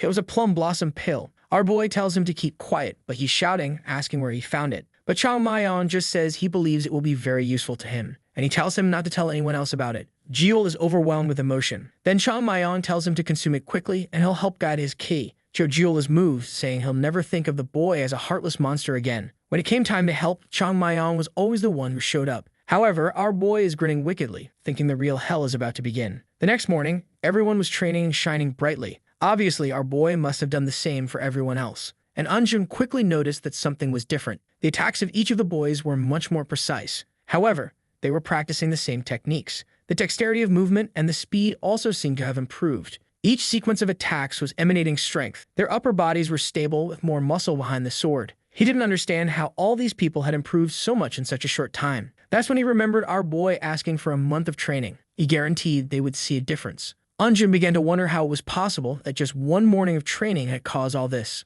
But the look in everyone's eyes was full of passion for training. He stayed silent and then said that everyone was full of energy today. He was extremely excited to see them all working so hard in training. And he said that if they kept it up, he would allow them to advance to the final stages. He would teach everyone the great sword pacification technique. The boys got excited, saying that learning something like that would be incredible. It really showed that they were improving. Eunjun smiled, saying that when the boys worked hard, he needed to reward them, so they would learn to strive even harder. But that's when Jong appeared, calling for Eunjun. A little later, beyond the wall, Jong asked what brought him there. Jong said it seemed like they had a problem. It was the book of the 6 elements sword technique that Chang Mayan had found. He told Eunjun to take a look at the last page, and Eunjun was shocked. He was confused, wondering what it was. The message was directed to the successors, saying that there was no shame in developing and altering Mount Hua's arts. After all, martial artists continue to progress and increase their chances of survival. However, the 6 elements were the foundation of everything, and changing this technique was the same as changing the entire spirit of the sect. This was something the successors should always keep in mind. Eunjun knew that the 6 elements was the technique that had kept Mount Hua alive for all these generations. Just as a novice learns to hold a sword, all martial artists learn the 6 elements technique. He then asked Jong if they were really going to teach something like that again. It was a technique that took a long time for a disciple to learn, which is why a new one was developed. Jong said he agreed with that, and that's exactly why he was there, as he knew it was Mount Hua's wish to reorganize the 6 elements technique and make the true technique easier to learn. However, they also needed to pay attention to the words of those who came before them. The trainer thought that something like this was actually much more important to consider. That's because the words of those who came before indicate the path those in the future should take. This is the foundation of learning, so they couldn't ignore such a clear warning. That's why the leader came to get the trainer's opinion. He thought about the options of following tradition or pursuing change. After a while, he said that the reason they created this 6 elements technique was because they had little time on their hands. They didn't know when Mount Hua would come to an end, so they decided to speed up the process for beginners. After all, it was pointless to try to build a foundation when there was no future. The question he wanted to know then was whether the leader now saw a future for Mount Hua. Jong stayed silent for a second, pondering that future. The situation had improved a lot, but they still had a myriad of problems. He then said that it wasn't a very difficult question, and that's why he hoped Eunjun understood that he didn't have a clear answer. Jong said that if that's the case, he was against restoring the 6 elements. The leader then asked why. Jong looked back and said the reason would be a tough one. The technique they created might have originated from the original, but it was completely different. The 6 elements is a slow but steady art that tries to gradually overwhelm the opponent, whereas the new technique is extremely fast, agile, and fluid. The kids learned quickly and had already accepted all the principles of the new technique. And trying to change the original path now could mean that in the future, they wouldn't master either of the two. Besides, the original technique required extremely stable legs and a lot of focus, and he thought it was too late for that. The leader asked him to repeat that, and he said the kids needed stable legs. That's when he noticed something and looked back. Seeing the boys' stances, he realized they had the legs necessary to master that technique. Zhang said it seemed like Unjum had been training them very well. However, he was confused because he had never trained them in anything like that. Then he looked to the side and saw Chang Mayong scratching his nose, and he began to wonder if this was that kid's doing. He then asked the leader for permission, saying he wanted to get one of the boys' opinions. He called for our boy, who was startled. Unjum told him to come over as he had something to ask, and Chang Mayong agreed. Unjum asked him which option was better, reaching the highest possible point slowly or reaching the destination quickly, which was the right path for Mount Hua to take. The protagonist pointed upward and said the right answer was always to aim for the highest point. Unjum asked why, and our boy said it's because this is the Mount Hua sect. Zhang seemed impressed. The boy carried all the pride of this sect's history, and to think that the ideal that existed in this place long ago came from the mouth of the youngest one. Chang Mayong said that if it were any other sect, the second option would be correct, but in the case of Mount Hua, it's a different reality. The only way to restore the honor and glory of the past was to not compromise the future in any way. Zhang was impressed that the boys seemed to understand the meaning behind Ong's words. The leader asked if this was just because they were Mount Hua, and our boy said that's what he thought at least. They exchanged glances and told him it was fine and he could return to his position. As our boy left, they talked among themselves, saying it was embarrassing. They never expected to hear words like that from a child. The only reason he gave was that they were in Mount Hua sect. Unjum said that something like that was only possible for him to say because he was still a child. His goals and ideals hadn't yet been tainted by reality, and although it was difficult, he didn't want to embarrass himself in front of that child. That simple conversation, however, would lead them to make a difficult decision. Choosing the fundamental technique of a sect was extremely important because it defined the future of the entire sect. He then told Unjum to pay attention as he was about to make a decree as the leader of Mount Hua. From now on, this would change. They would abandon the alterations they had made and return to using the 6 elements technique. Not only that, but they would also incorporate all the techniques left by their ancestors. And as the teacher of the third-year students, he had a crucial role in all of this. They couldn't continue to accept being a powerless sect forever. As long as this place was Mount Hua, they should be striving to become the strongest. That was the duty and goal of everyone who belonged to this sect. Furthermore, those children were the future. Perhaps because of this choice, he wouldn't see any significant changes in this generation. However, when these boys became the leaders of this place, the sect would return to its former prominence. While they pondered all of this, Chang Mayong was muttering that they were pathetic. Why did these idiots dare to ask him something like that? He had put the food in their mouths, and they were still asking how to chew it. It seemed like there was no hope of them ever getting anything right.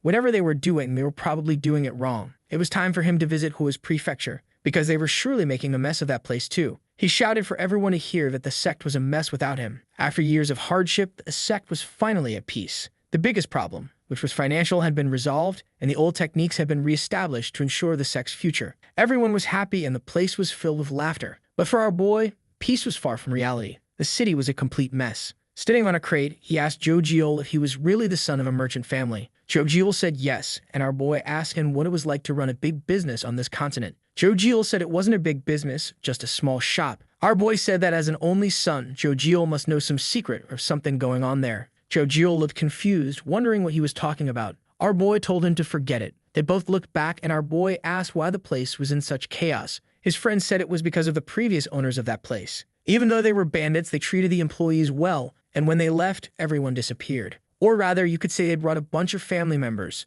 and once one left, everyone went with them. Chang Mayong then asked if it was due to a lack of workers, and Zhou Jiul said that was one of the reasons. He hesitated and said the other problem was that the people at the top of Mount Hua didn't have the skills to manage these businesses. It was like putting a pearl necklace on a pig. The guys from Mount Hua were all arguing with each other because they were bringing the wrong items. Zhou Jiul said that running a business like this wasn't an easy task. You had to know about each item and material. If the material was too good, they wouldn't profit enough. But if it was too poor, they wouldn't attract any customers. And if you hired people to take care of it, you'd end up with no money left. Our boy said they could start learning how to manage the business. Zhou Jiul asked if he would teach a 40-year-old man some martial arts, and he said no. He then said that wasn't the only problem. They also had difficulties when they wanted to buy certain items. They didn't have the connections, so if they sent someone to buy something, the poor guy would end up like a beggar and lose all the money they had. Zhou Jiul said that this whole business thing was very difficult and wasn't working. Trying to manage this whole place had been a mistake from the start. Our boy looked up and thought of Jiangmin. He was starting to realize just how important that guy was. Back then, he didn't worry about any of this and everything worked out fine. But he'd rather die than go through all of this suffering. He asked Zhou Jiul what the solution was, and he said he had no idea. If he had that skill, he would have become a successful merchant by now. But not even his father could solve that problem. It was a shame, but there was nothing they could do.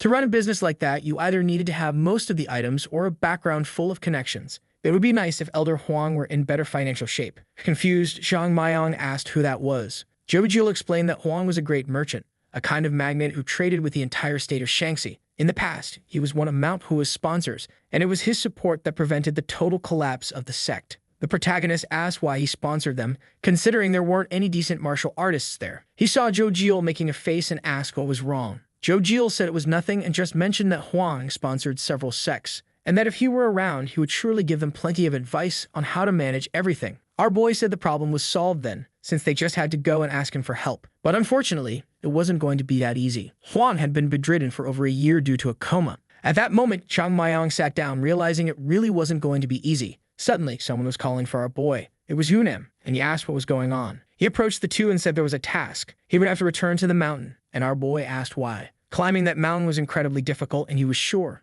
there were stronger and better prepared brothers. He was the youngest here with weak thigh and shorter legs. Anam, however, told him to stop stalling because he was also the one with the least to do. Our boy said he had just been sweeping the whole courtyard, for goodness sake. But seeing the broken broom, he quickly asked what the task was. Anam explained that he had to deliver a letter to the finance office, and it was extremely important. It was from the Yunha Exchange Company, so he had better not lose it. Zhou Jil warned our boy that the Yunha Exchange Company belonged to Master Huang. He then grabbed the letter and said it would be delivered as quickly as possible. A little while later, in the mountains, he looked to the side and pulled out the letter. A letter from the famous Master Huang of negotiations, or probably from one of his employees, since Huang wasn't conscious to speak, for that matter. He saw the seal and gave a small smile. He knew what he was about to do was wrong, but he apologized to Jiangmen in advance. The message said it was only for the sect leader's eyes, but our boy was curious about what kind of message someone bedridden was trying to send. He was sure they'd appreciate a little help from him. He opened it and took a look. The letter started by getting straight to the point.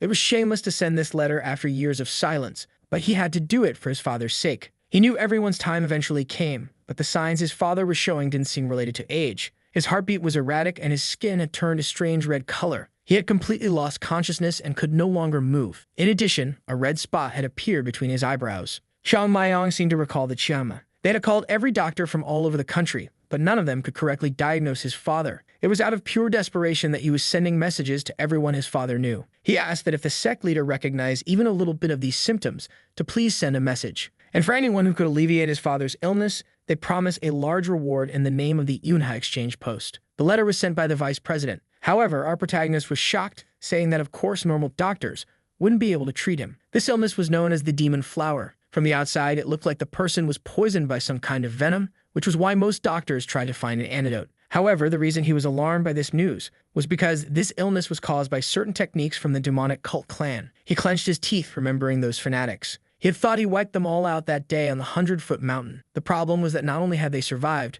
but it seemed like they were once again planning to bring destruction to the world. What he didn't understand was why those damn people had something against Manhwa. Every time they got in his way, the country was enormous. So why did they have to mess with one of the people who had helped them? But it was undeniable that this was a problem. He couldn't confirm anything without seeing it in person, so it looked like he would have to visit this guy. Besides, his eyes had already lit up since they mentioned a large reward. According to Zhou Jil, the Yonghai Exchange Group was extremely wealthy. The advantage he had was that few people knew about this nowadays. The universe really worked in mysterious ways. Some of those demons seemed to have survived the war. He feared that some of these survivors might see this letter. Immediately, he took off running, saying he couldn't let something like this happen. No one in this world could steal the reward he deserved. And for the money, or rather for the good of the sect, he was going to go cure this man right now. Night fell, and the others were heading back to the sect, exhausted. That's when someone called out for Yunzhang. It was Zhou Jil, looking all worried. However, the senior didn't understand, wondering why each day his friend seemed to be going crazier. But Zhou Jil shouted that it was an emergency. It was something else Zhang Maiyang had gotten up to. There wasn't time to explain, so he told him to just follow. When they opened the room, it was completely empty. Immediately, Yunzhang wanted to know where that boy had gone this time.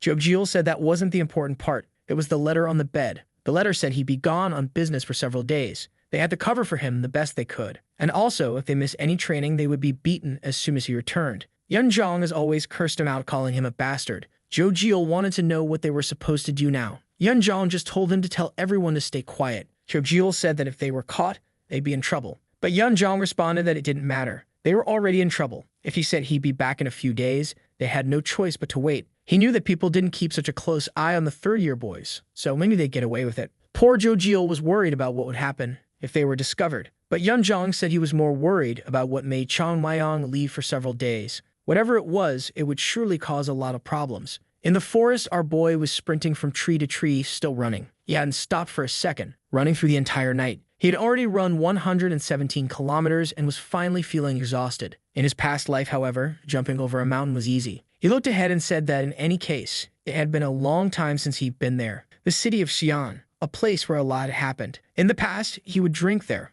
always in high spirits, thinking it was the best. He was the number 2 in the sect and loved walking around there because no one bothered him. He was already a little drunk and ended up bumping into a guy beside him. The bottle slipped out of his hand, falling to the ground, and the man turned, asking if he had no manners. He told him to apologize since he had been the one to bump into him. But when the man saw that he was from Manhwa, he said he smelled something rotten. Obviously, Xiaoming wasn't at all pleased by that. The drink continued to spill from the bottle, and in silence, he told his men to get ready. The man was confused and started laughing. He said he already knew they were a bunch of thugs, but he hadn't expected that they would also have no manners. He had seen many masters like him roaming the city, but in the end, they always ended up getting beaten. Besides, it was ridiculous for him to come all the way from Mount Hua just to cause trouble in the city of Xi'an. So the man warned that if Chang Mayong wanted, he could teach him a lesson about what happens when you step into someone else's territory. At that moment, Chang Mayong sobered up immediately. He approached the bottle and gave it an upward heel kick. The man glanced, and it was over before he even knew it. A tap on the neck for each of the 3. They took the hit. Chang Mayong grabbed the drink, and the poor guys were wrecked.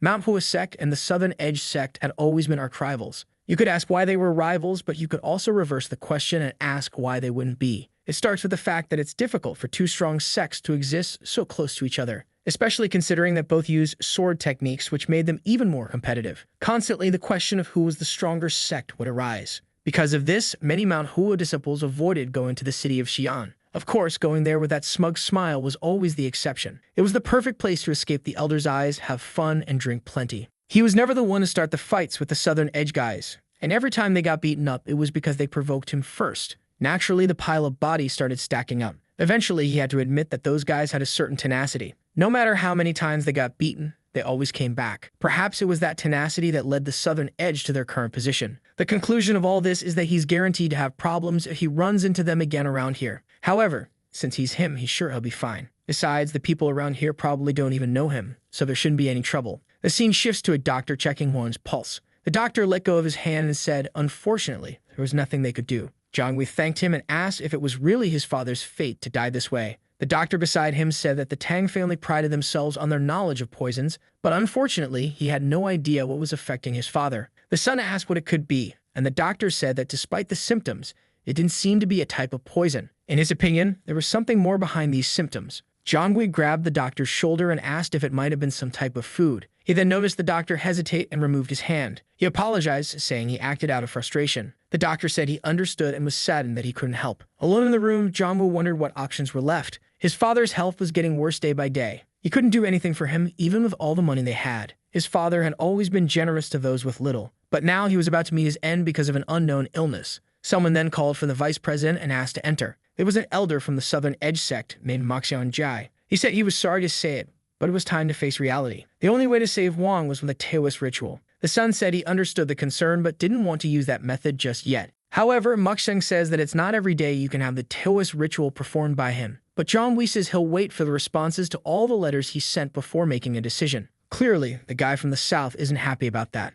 And he says that all the work he's doing is utterly pointless. Zhang Wei is losing his patience with these provocations, but he has to endure all these impertinences. That's because Moksung is one of the elders of the Southern Edge sect. They've long been part of the 10 major sects, and lately, their name has been spreading across the country. Some even say that within a few generations, they could be the greatest sword sect. And that's why, as the vice president of a trading company, it's difficult for him to oppose someone like that. He's sure that this guy will demand a fortune for this so-called ritual. It's not even about the money he cares about. If it were to save his father's life, he'd give up everything he owns. However, he's certain that if the Southern sect really had the solution to the problem, they would first cure him and then ask for the money directly from his father, which shows that they have some other motive behind all this. But Mokshung says there's no other way. If even the best doctors haven't found the solution, it's impossible for him to be cured. Just then, someone calls for the vice president. He appears and asks what's going on. The man informs him that a messenger has arrived from Mount Hua. Zhang Wei is confused because the letter to Mount Hua was the last one sent. So why were they the first to arrive? Mokshung, however, asks what someone from that failing sect is doing there. He warns Jongwei that there must be a trick up their sleeve, so he better be careful. He puts a hand on the man and says that going to talk to this person is a waste of time. How could the most insignificant sect of today cure his father's illness? However, Jongwei says they came from afar to offer assistance, so it would be impolite not to receive them. Moksung just watches and says, "All right then." In the corridors, the servant informs that the person is still at the gate. Jongwei says that leaving the person at the gate was discourteous. The servant tries to explain that the situation is unusual, but he cuts him off, saying that's enough, they'll go meet this person right away. He arrives at the gate, opens it, and immediately apologizes for keeping him waiting outside. He introduces himself as Jongwei, the vice president of the place. The person says it's fine since he's not there for courtesies. Jongwei notices that the person had a very casual demeanor, and when he stands up, Jongwei is startled. It was our boy, calmly cleaning his ears. He's a bit confused, and the young man blows on his pinky finger. Jongwei then wants to know when the rest of the delegation would arrive. But Chang Mayong simply says he came alone, and Jongwei is already breaking into a cold sweat. The boy just says he's there alone and has a way to cure the old man, so they better take him inside quickly. Besides that, he wants to hear a bit about that huge reward they mentioned in the letter. Jongwei is completely baffled by this opportunist. The place falls silent, while he stares at the boy, who's casually asking for money. He then asks if Chang Mayong came alone, to which he replies yes. The man questions if that means there's no one else besides him. The boy says yes again. He looks at the servant beside him, who shrugs, unsure of what to do. Looking at the boy, he wonders if Manhwa is playing a joke on the Manhwa trading company. However, maybe the boy really had a solution. That's when Moksung starts laughing and says that there's no way this sect could be more ridiculous than this. He approaches the vice president and says he warned him that it was a waste of time to talk with Manhwa. They don't have the necessary knowledge to take care of his father and sent this joke of a person here. He at least thought that the leader of Manhwa was a wise old man. So why did he pull such a cheap trick like this? Xiang Mayong thinks that he should have imagined something like this would happen, considering his age. So he decides that he'll have to convince them somehow. He leans in and says he'll introduce himself. His name is Xiang Mayong, and he's a third-class disciple of Manhwa. They had recently received the letter sent by the vice president, and he's there because he believes he knows the reason for the symptoms his father is experiencing. The vice president seems startled by the boy's statement. He asks if he really has knowledge of what's happening, to which the boy confirms. It was the first time Jongwei had heard someone speak with such confidence. He had already invited countless physicians and martial artists, and no one had the courage to say something like that. Maybe the boy really knew something. However, the leader of the southern sect steps forward and says the boy is far too young to be pulling off such a fraud. He tells the vice president to go inside because they had enough of this nonsense. However, someone then asks for permission to speak. With his hand on his back, the boy asks the old man who he thinks he is to be talking to him like that. Man, a breeze blows through everyone's clothes. Confused, Moksung asks if he's talking to him. The boy questions if there was someone else swearing at him at that moment. The old man immediately yells, asking what insolence this is and if he doesn't recognize the southern sect's uniform. The boy says that now it makes even less sense since he thought the man with all his arrogance must be some kind of doctor, which based on all that confidence, he presumes the man has a solution to the boy's father's illness. Moksung stares at the boy and remains silent for a moment. Then he says that Master Huan became ill because he strayed from the virtuous path, and the only way to cure this is with a Taoist ritual that will calm the wrath of the heavens.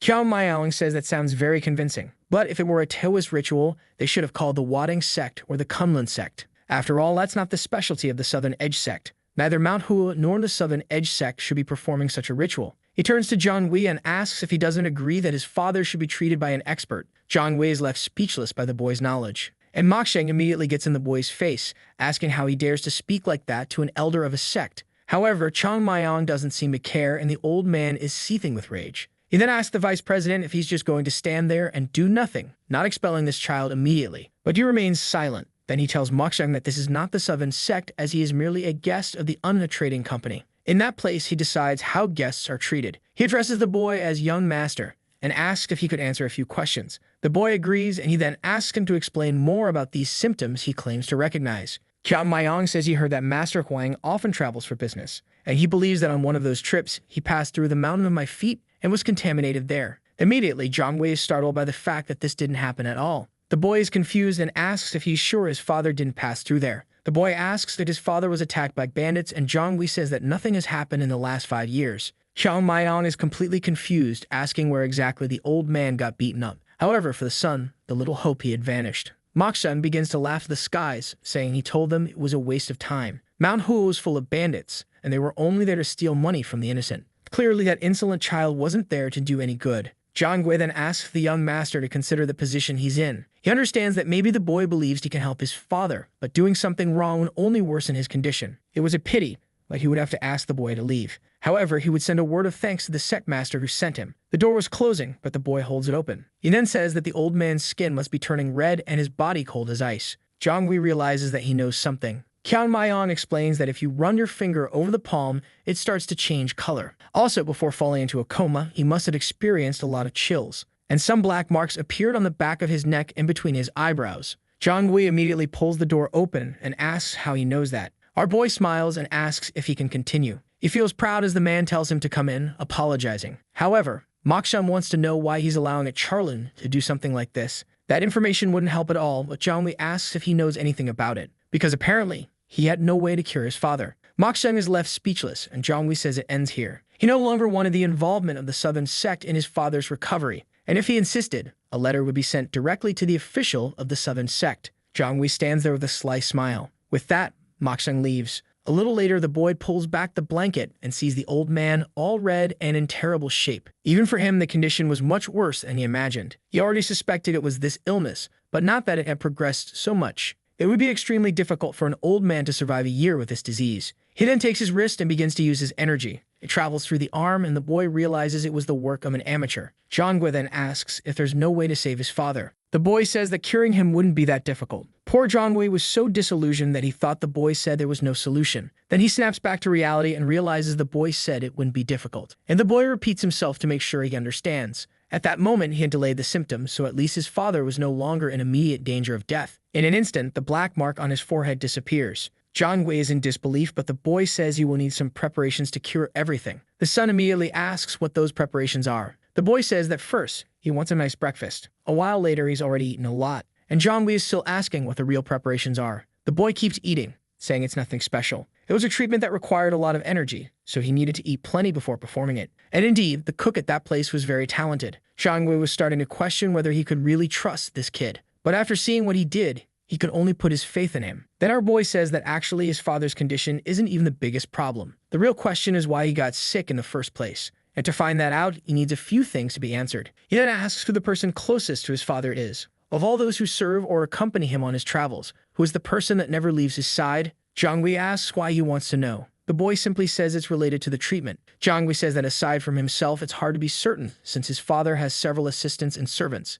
There are at least 5 people who fit that description. Jongui then says that it won't be so easy to find out. Jongui is confused and wants to know why this matters. Our boy then says that he thinks Jongui must have already imagined it. The condition his father is in indicates that he wasn't attacked by a stranger. In other words, someone close to him poisoned him. Immediately, Jongui stands up and says he won't allow such slander. At the Anna Trading Company, they were like family, and everyone respected his father. The boy simply says that maybe he's right, which means if his judgment is wrong, he'll just feel relieved. He picks his teeth, telling him not to worry that the investigation will reveal everything. His theory is that someone with very limited abilities was placing demonic Kai into the old man day by day, little by little. At first, it had no effect until the necessary amount accumulated, and then he started to worsen. Jongui asks how he plans to conduct such an investigation. Our boy says he's just going to ask a few people and the vice president can stand by and watch. But he guarantees things will get very interesting very soon. He then changes his mind and says there's actually one little thing he can do. With his hand on his chest, Jongui says to just ask. The boy grabs the bottle and says he wants another bottle of Yantai liquor. The scene shifts to Mokshung. The old man is even breaking his chopsticks out of anger. He says he's encountered a Dan Brad who carries the same name as that other Dan one. The former, known as the master of the fluorescent blade.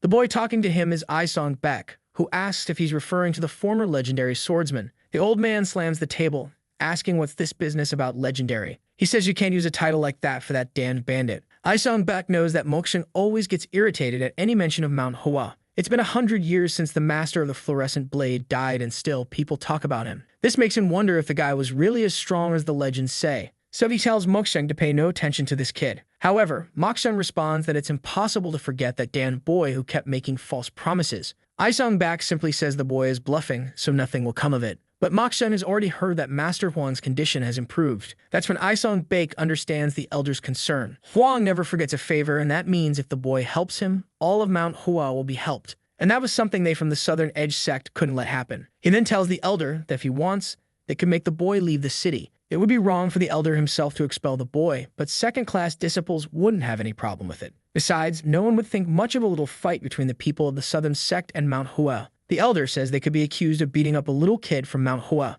But Isong Baek says that everyone already knows about the rivalry between the two sects, so it wouldn't be that strange. They could ask for a small friendly duel, and maybe things would go wrong. This was the perfect chance, especially since the tournament between the Southern Sect and Mount Hua was approaching. Mok Seung slams the table and says he understands the logic, but cannot allow something like that to happen. The boy was just a third-class disciple, and it would be a disgrace for the Southern Sect to challenge someone like him. What would the rest of the world think if they saw them harming a child from a fallen sect? Isong Baek says, "All right then, if the master says so, I'll understand that I don't have permission." He stands up and says that if any of the disciples foolishly lay a hand on the boy, they'll receive the proper punishment. Mok Seung agrees, saying that he will certainly punish anyone who lays a finger on the boy. However, Isong Baek isn't stupid, and he already knows this is all just a pretense. The reward for whoever does it will be far greater than any punishment. The two then leave. Mok Seung keeps thinking that it's no surprise to him that young people these days don't respect Mount Hua. After all, by the time they were born, the place was already in ruins. But when he was an apprentice, the Southern Sect had no chance of fighting Mount Hua head-on. If the strength of that place hadn't been destroyed by the demonic cult, even now, 100 years later, the Southern Sect would still be beneath them. And obviously, they cannot go back to those days in any way. One thing is certain. If they sent that boy from so far away, they are trying to influence the world again. To him, that sect was impossible to recover. However, it seems he will have to speak with the Southern Edge leader once this is resolved. The scene shifts to two guys outside. Goe asks Izong what he plans to do with the kid. He replies that he'll politely ask him to leave the city. It's not in his nature to pick fights with a child, but he also can't allow him to cause trouble for the elder. What he finds strange is why Mount Hua sent a child like this, as at that age, they shouldn't even be allowed to leave the sect. Apparently, the sect had fallen so much that they no longer had rules. Suddenly, Isong stops and says, "Speak of the devil," as someone matching the description was right in front of them. Our boy was there, whistling casually until someone called out to him. They approach and say it's an honor to meet a disciple of Mount Hua. Then he introduces himself as Isong Baek, a disciple of the Southern Edge. Clearly, our boy doesn't care at all about that. Isong then asks where he's going. Our boy says he's going to see Master Kwang. He's curious to know if his condition has improved. Isong thinks the kid is shameless. What was that child thinking of doing when none of the best doctors had found the solution? He then asked our boy if he has a minute. Isong wants to know what it is, and the boy says he won't beat around the bush. As everyone knows, the Southern Sect and Mount Hua have always competed with each other, and the big challenge is coming. Kang Mayong, however, says he's never heard of that since he's just recently joined the sect. Isong thinks, now it's explained. It's because he doesn't know about this enmity that he has the courage to be so brazen. He then says that experiencing the martial arts of Mount Hua firsthand would be extremely valuable for his training, and he asks what the boy thinks about that. Could the boy demonstrate Mount Hua's famous swordsmanship? Isong is sure the boy will refuse. As brazen as the boy is, he would realize he doesn't stand a chance and would end up getting beaten. However, our boy, straight-faced like Lloyd Frontier, asks if he wants a fight. Isong is thrown off by the audacity of the damn cheeky kid. He tries to explain that it's not a fight, but rather a friendly contest. However, our boy says that from what he understood, the guy wants a fight. Unfortunately for him, the boy never turns down a fight, but he has to remember that he was the one who asked for it. Sometime later, they are facing each other in the arena. Isong asks for his Taoist name. Our boy says he doesn't have one, but that his real name is Tong Mayong. Isong says he understands. He addresses the young master and says he's going to give him some advice. Even though he may not know his actions were wrong, he's still guilty for what he's done. That's why he advises him to return to Mount Hua before he gets hurt. But our boy interrupts and asks if they're not going to fight already. Apparently, the Southern Sect folks like to argue with words since they're in the arena and still talking. Goe on the side is eager to jump in and beat up the boy too. But Isong just raises his arm. He starts talking to himself, saying he needs to learn more about self-discipline. Because at that moment, all he could think about was how to beat up that boy. But he wasn't wrong. There was no reason to hold back. He stretches out his hand, telling himself it's time to end this. He introduces himself once again and says he requests a duel with the disciple of Mount Hua. But the boy tells him to wait a moment. Isong asks why. At that moment, our boy calls the guy behind him, who looks a bit confused. He stretches out his hand and then asks to borrow his sword. The two are left thinking that poverty had really hit Mount Hua. How could someone from a sword sect not have a sword? The guy asks where his sword is, and our boy says he didn't come here to fight, so he didn't bring it. He then starts looking around and says, "All right, I'll grab a stick from around here." But Isong tells Goe to hand over the sword. That's because it would be shameful if word got out that the Southern Sect people beat up a boy who wasn't even armed. At that moment, our boy looks back and the sword falls into his hand. He slings it over his shoulder and says it's time to start. Isong asks if he's not going to draw the sword from its sheath, and our boy says he doesn't want to kill him. Poor Isong is losing his patience. He says that every time this damn boy speaks, he forgets the inner peace he's been cultivating. He's certain the boy won't change unless he inflicts some serious damage. He then tells Chong Mayong that he's going to take this seriously because when he regrets it, it will be too late. Our boy tells him to come on because he doesn't have all day. Isung then assumes his stance and jumps toward the boy, tearing up the entire floor. Our boy was just watching as Isung came in for a strike, but he simply places the blade alongside his arm and defends himself. However, the boy lost his balance. At that moment, Isung steps on the ground again and jumps toward him. Our boy ends up having to defend himself. He's confused because it's more difficult than he expected. Smoke is rising in the arena, and Go-Wee notices that Isung is really angry. He doesn't know how this fight will end in a friendly way, but that kid kind of deserved it for provoking them so much. To him, the boy should just give up already since he's at least holding out a little bit. After all, by now, he must be reaching his limit. He's sure Isung could finish it whenever he wants. But then there would be the rumor they beat up a child. That's why he's holding back his attacks so the boy can survive. It was truly generous of the young master. Once again, Isung comes in for an attack and is startled. The area explodes and the boy is thrown backward. Isung is already exhausted, confused as to how this kid blocked again. He can't understand how this boy, who moves like a snail, has been blocking all his attacks. That's when he starts to realize something. The boy was positioning his sword to defend long before his attack arrived. It was as if he already knew every move, which would be impossible unless he could read minds. By his appearance, he must be around 15 years old, younger than his own younger brother. He thinks again and says now he wants to see him block this. He goes for an overhead slash, but the boy calmly slides his foot to the side, places his sword, and deflects the attack. Isung realizes once again that the boy doesn't seem to be exerting much effort, which is strange because Isung is considered one of the prodigies of the Southern Edge sect. Now he was starting to lose his temper. His hand begins to turn blue and a gust of wind forms around him. He starts repeating to himself that this shouldn't be possible. Then he tells the boy that this sword is going to cut the heavens in two. He leaps toward him, activating the sky-splitting technique. But Go-Wei yells at him to be careful or he'll kill the boy. At the last second, it seems like Isung starts to hold back the move. However, the moment his sword touches Chang Wyong's, nothing happens. Isung feels relieved because if he had used his full strength, he would have been in trouble. But then the boy is thrown far away. Man, the boy spits blood. The two are shocked as the boy's body falls to the ground. The wall is destroyed and the boy is half dead. Confused, Isung doesn't know what happened. He stands there frozen until Go-Wei yells his name and runs over, asking what he did to a child. Isung tries to explain, saying it wasn't intentional, but he sees Go-Wei picking up the boy, who looks unconscious. But he's certain that at the moment of the attack he had withdrawn his ki. He touched the sword and suddenly the boy was thrown far away. The boy, however, coughs and spits out a sea of blood. Go-Wei is shocked, asking what they're going to do now. Poor Isung didn't even know a human could hold that much blood. Now he's sure he's going to look like a villain in this situation. Then someone approaches and asks what all this is about. The boys are startled. It's John Wee asking what the Southern Sect people had done. One of the doctors approaches and says the boy is in terrible shape. They need to move him right away.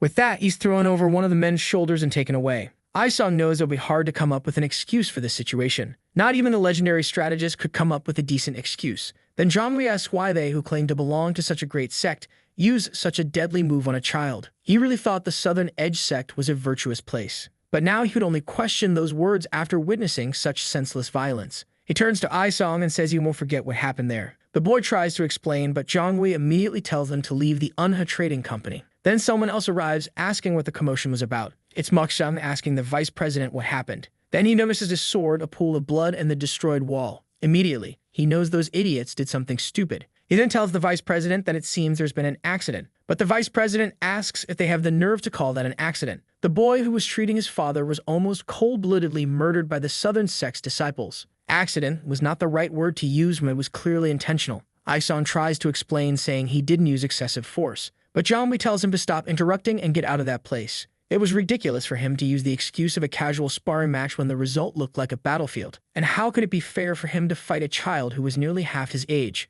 Was that the virtue the Southern Edge sect stood for? He then says he said enough. It's time to gather the disciples and leave the Unha Trading Company. Moksham remains silent. Then he says they will do as asked. He apologizes for what happened, but says that the Southern Edge sect wishes the best for Master Kwon. The vice president passes by and says he will remember. However, to say that everyone in the Southern Edge sect wants something like this would be an exaggeration. Moksham has to stay quiet. Go-Wei stands there, and Isung hangs his head low. He's about to apologize, but Moksham tells Go-Wei to return to the sect, and he warns Isung that since he made this mess, he'll stay until they regain the vice president's favor. Poor Isung stays silent, biting his tongue, but he has no choice but to say he understands. Later in the room, the doctor says the boy is in critical condition. They could use all kinds of treatments, but there was no guarantee he would recover 100%. John Wee asks if at least the boy's life is not in danger, and the man says yes. He then feels relieved. He asks when the boy will recover, and the man says maybe in about 3 days. John Wee relaxes. Looking at the boy, he couldn't have imagined that the only hope of curing his father was now unconscious.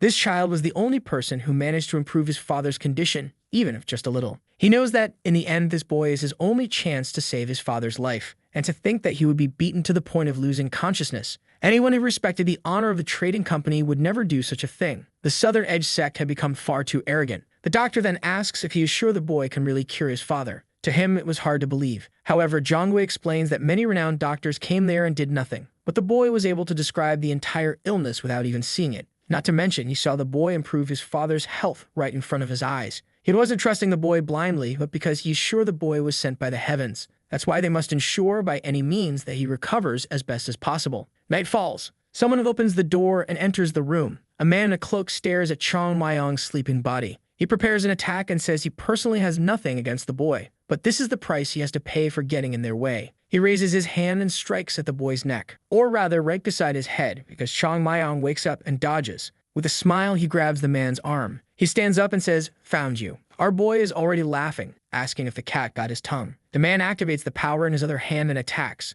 but Chong Myong easily dodges again, steps on his back, and lands on the other side. But the attacker notices and throws an explosion. However, the boy dodges again. The persistent assassin activates another attack in his hand, saying that now he'll finish him since there's no escape in midair. He sends a palm strike, but our boy kicks his attack away. The man is left speechless as Chong Myong lands on the ground, saying he must be pretty confused, and then tells him he wasn't the one trapped. At that moment, someone enters and the man turns to the side. Jongwei and several guards are watching this. Chong Myong says he's fallen right into the trap. Jongwei demands an explanation for what the man was doing there. It's Jabok Bian, one of his father's servants. The protagonist picks something up from the ground and says, "I told you so." He goes to the president's residence and says the person has revealed himself. Jongwei says he didn't want to believe it, but seeing this, it was impossible to deny. To think that his father's most trusted advisor was behind all of this. Jabok asks how they knew it was him. But our boy simply says he had no idea. He just made sure everyone believed he could cure Master Huang, and then got himself hurt to make himself vulnerable. Confused, Jabok asks what he would have done if he hadn't shown up. But Chong Myong replies that he had no choice. If he died that night, all the blame would fall on the Southern Edge sect. Jabok says, "So you're plotting with those bastards?" But our boy just says he's wrong again. He would have found another way to get hurt, but luckily, they called him for that duel. Jabok says he heard the boy had internal injuries and was in critical condition. But our boy just says tricking a local doctor isn't that hard. Then he says Jabok seems to have a lot of questions, but they're not there to satisfy his curiosity. All he needs to know is that he fell into the trap and was caught as someone trying to kill Master Huang. Jabok stops and starts laughing at the sky. Everyone is confused by the madman's laughter. He asks how his attempt to kill the boy would show that he wanted to kill Master Huang. Zhongli asks, confused, what he's talking about. Jabok says Master Huang means the world to him. The vice president asks then why was he trying to kill the boy? The assassin responds that he's sure the boy is trying to deceive everyone there. Even the masters couldn't cure the old man, so how could this boy do anything? Zhongwei, however, says if he really had doubts, he would try to convince him, not kill him. But Jabok retorts, saying the vice president has lost touch with reality and wouldn't believe him. Killing the boy was the only way to make him wake up to the truth. Our boy says all of this is just a bunch of blah, blah, blah,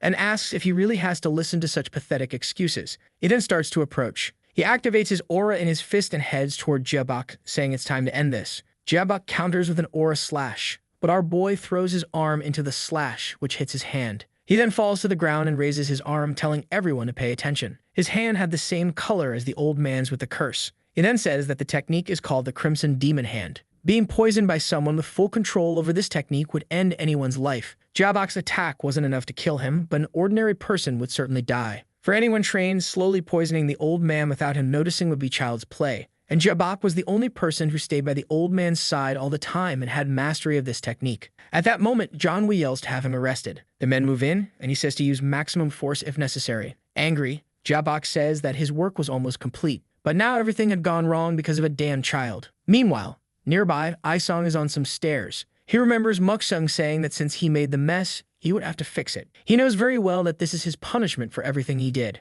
But at that moment, an explosion happens nearby. He's confused. It was Jabok using a demon palm strike. Chong Myong says that Jabok is forcing him to get involved. He tells him to stop making excuses, because there will be time for that when he's in prison. All Jabok has to do now is take a little beating and pass out. But Jabok calls him insolent for thinking he's going to win this. However, our boy just says that, actually, he's out of this now. He looks to the side and says help is coming. He then calls for Chong Myong and says that a great hero from the southern sect had arrived to save the day. Chang Mayong is a bit confused, but our boy tells him to be the hero already. Chang Mayong points to himself, wondering if they're talking about him. Our boy points with his mouth, telling him to look to the side. He sees Zhonghui's face and understands. That was the perfect opportunity for him to fix the mess he had made. If that's the case, he can't lose this chance and immediately jumps into action. He yells at Jebok to prepare to be punished by the sword of the Southern Sect. With that, he starts exchanging blows with Jebok. Our boy already celebrates, saying, "Finally, it's over." But Zhonghui says they're still fighting, as far as he can see. However, Chang Mayong says it's impossible for a rookie to defeat someone who has been training for so long in the Southern Sect. Zhonghui says it's impossible since Jabok orchestrated the whole plan. But our boy says he just lowered his kai to curse his hand and show everyone. However, it's clear that Jabok's mastery is very low. Zhonghui says it seems Chang Mayong really is a martial arts master. The boy cheekily says, "Of course, and besides, I'm the most experienced of all the masters in the world." A little while later, he's sitting on the stairs yawning while the fight continues inside. He says it's been going on for an hour, and that he should have handled it himself. Finally, Jabok's body falls to the ground. Isung is exhausted, but Seaver says that Baster has been defeated. Zhonghui thanks him and says he'll never forget the Southern Sect's help in this matter. With that, the boy collapses to the ground, expressing his gratitude. Our boy comes in, saying, "Finally." Meanwhile, Zhonghui can't understand what just happened. The problems that had plagued the place for the past year were resolved in 2 days by this boy. He can't understand if it was really that simple. Or rather, it was impossible to say it was simple since no one realized there was an infiltrator. To Zhonghui, it felt like some kind of veteran resided in the body of that young boy. He then asked Chang Mayong how he knew Bion was trying to harm his father, or at least why he thought Bion wanted his father dead. Our boy just says he has no idea. But the vice president says he orchestrated the whole plan, so he must have something in mind. With a sly smile, Chang Mayong says he has no clue, he's just here for the reward. And obviously he knows that this merchant group is quite honest, so they won't try to bargain. But then Zhonghui says he forgot one small detail. The reward wasn't for catching the villain, but for helping his father recover, who was still sick. He wants to know if Chang Mayong can actually do that. Our boy smiles and says, "Of course." Zhonghui then says that if that's the case, he'll guarantee a reward for Manhwa, even if it costs the entire trading company. Our boy is shocked and grabs his hand. Zhonghui says there's no need to get so emotional, but the protagonist asks if he's joking. The old man is confused, and our boy starts complaining, saying that the reward is his, not the sect's. He came here, worked hard, so why would Mount Hua get the reward? Zhonghui thinks this boy is stranger than he imagined. A little later, our boy knows that now he just has to cure the master. The plan has been perfect so far, and he had fun humiliating the Southern Sect. But the real problem is just about to begin. He's not 100% confident that he can actually cure such an advanced illness. Of course, to convince them, he said he could, but he's not entirely sure. That's because the body he's in now isn't the body of the master of the fluorescent blade. If the demonic key starts attacking the old man's body during the process, he might die in that state. But he has no choice but to try something. He asks Master Huang not to hate him if everything goes wrong. Energy then starts to flow through his arm. He creates a small Chang Mayong made of floating energy. Our boy now faces the demonic Kai directly. Thousands of snakes were circling the old man's body. Even though it was demonic energy from a novice, it had been applied all over the body, and he doesn't know if the energy he possesses will be enough to eliminate it. The snakes advance, and he says he has no choice but to try. With that, he begins slicing through the demonic Kai. Outside, little by little, the arm is being purified, and then he gets confused by something. The single attack he made created a rupture in the middle of the demonic Kai. He starts feeling confident that maybe he can do it. That's because his current body only contains the purest ki anyone can carry. If he had accepted any other energy, he would have at least 10 times more now. But it's exactly because he only possesses pure energy that it's so easy to combat the demonic one. Now the only problem was whether Master Huang could survive this internal battle. He continues attacking and dissipating all the ki, while begging the old man to hold on just a little longer. He was almost done with the job. He delivers one more attack, but then something unexpected happens. The snakes begin to flee from him. He wonders where they are going. When he opens his eyes, he sees the old man's body. The demonic Kai had all gathered in his head. Trying to cure the old man's head directly was much more risky. However, leaving him in this state wasn't a good option either. If he presses forward, the old man might die, but if he backs off, he will definitely die. The decision wasn't easy, but it had to be made. If these were the choices, he would take the direct route. With that, the spiritual energy moves directly toward the old man's head. However, what he does is use his own body to start pulling the energy into himself. His hand turns red and his entire body starts to crack. He pulled in too much demonic energy. He collapses to his knees, saying not to underestimate him. A master of the fluorescent blade couldn't die to something as idiotic as this. But his vision starts to blur. His consciousness begins to fade and he clenches his fist, saying he won't pass out there. If he blacks out with all that ki floating in his body,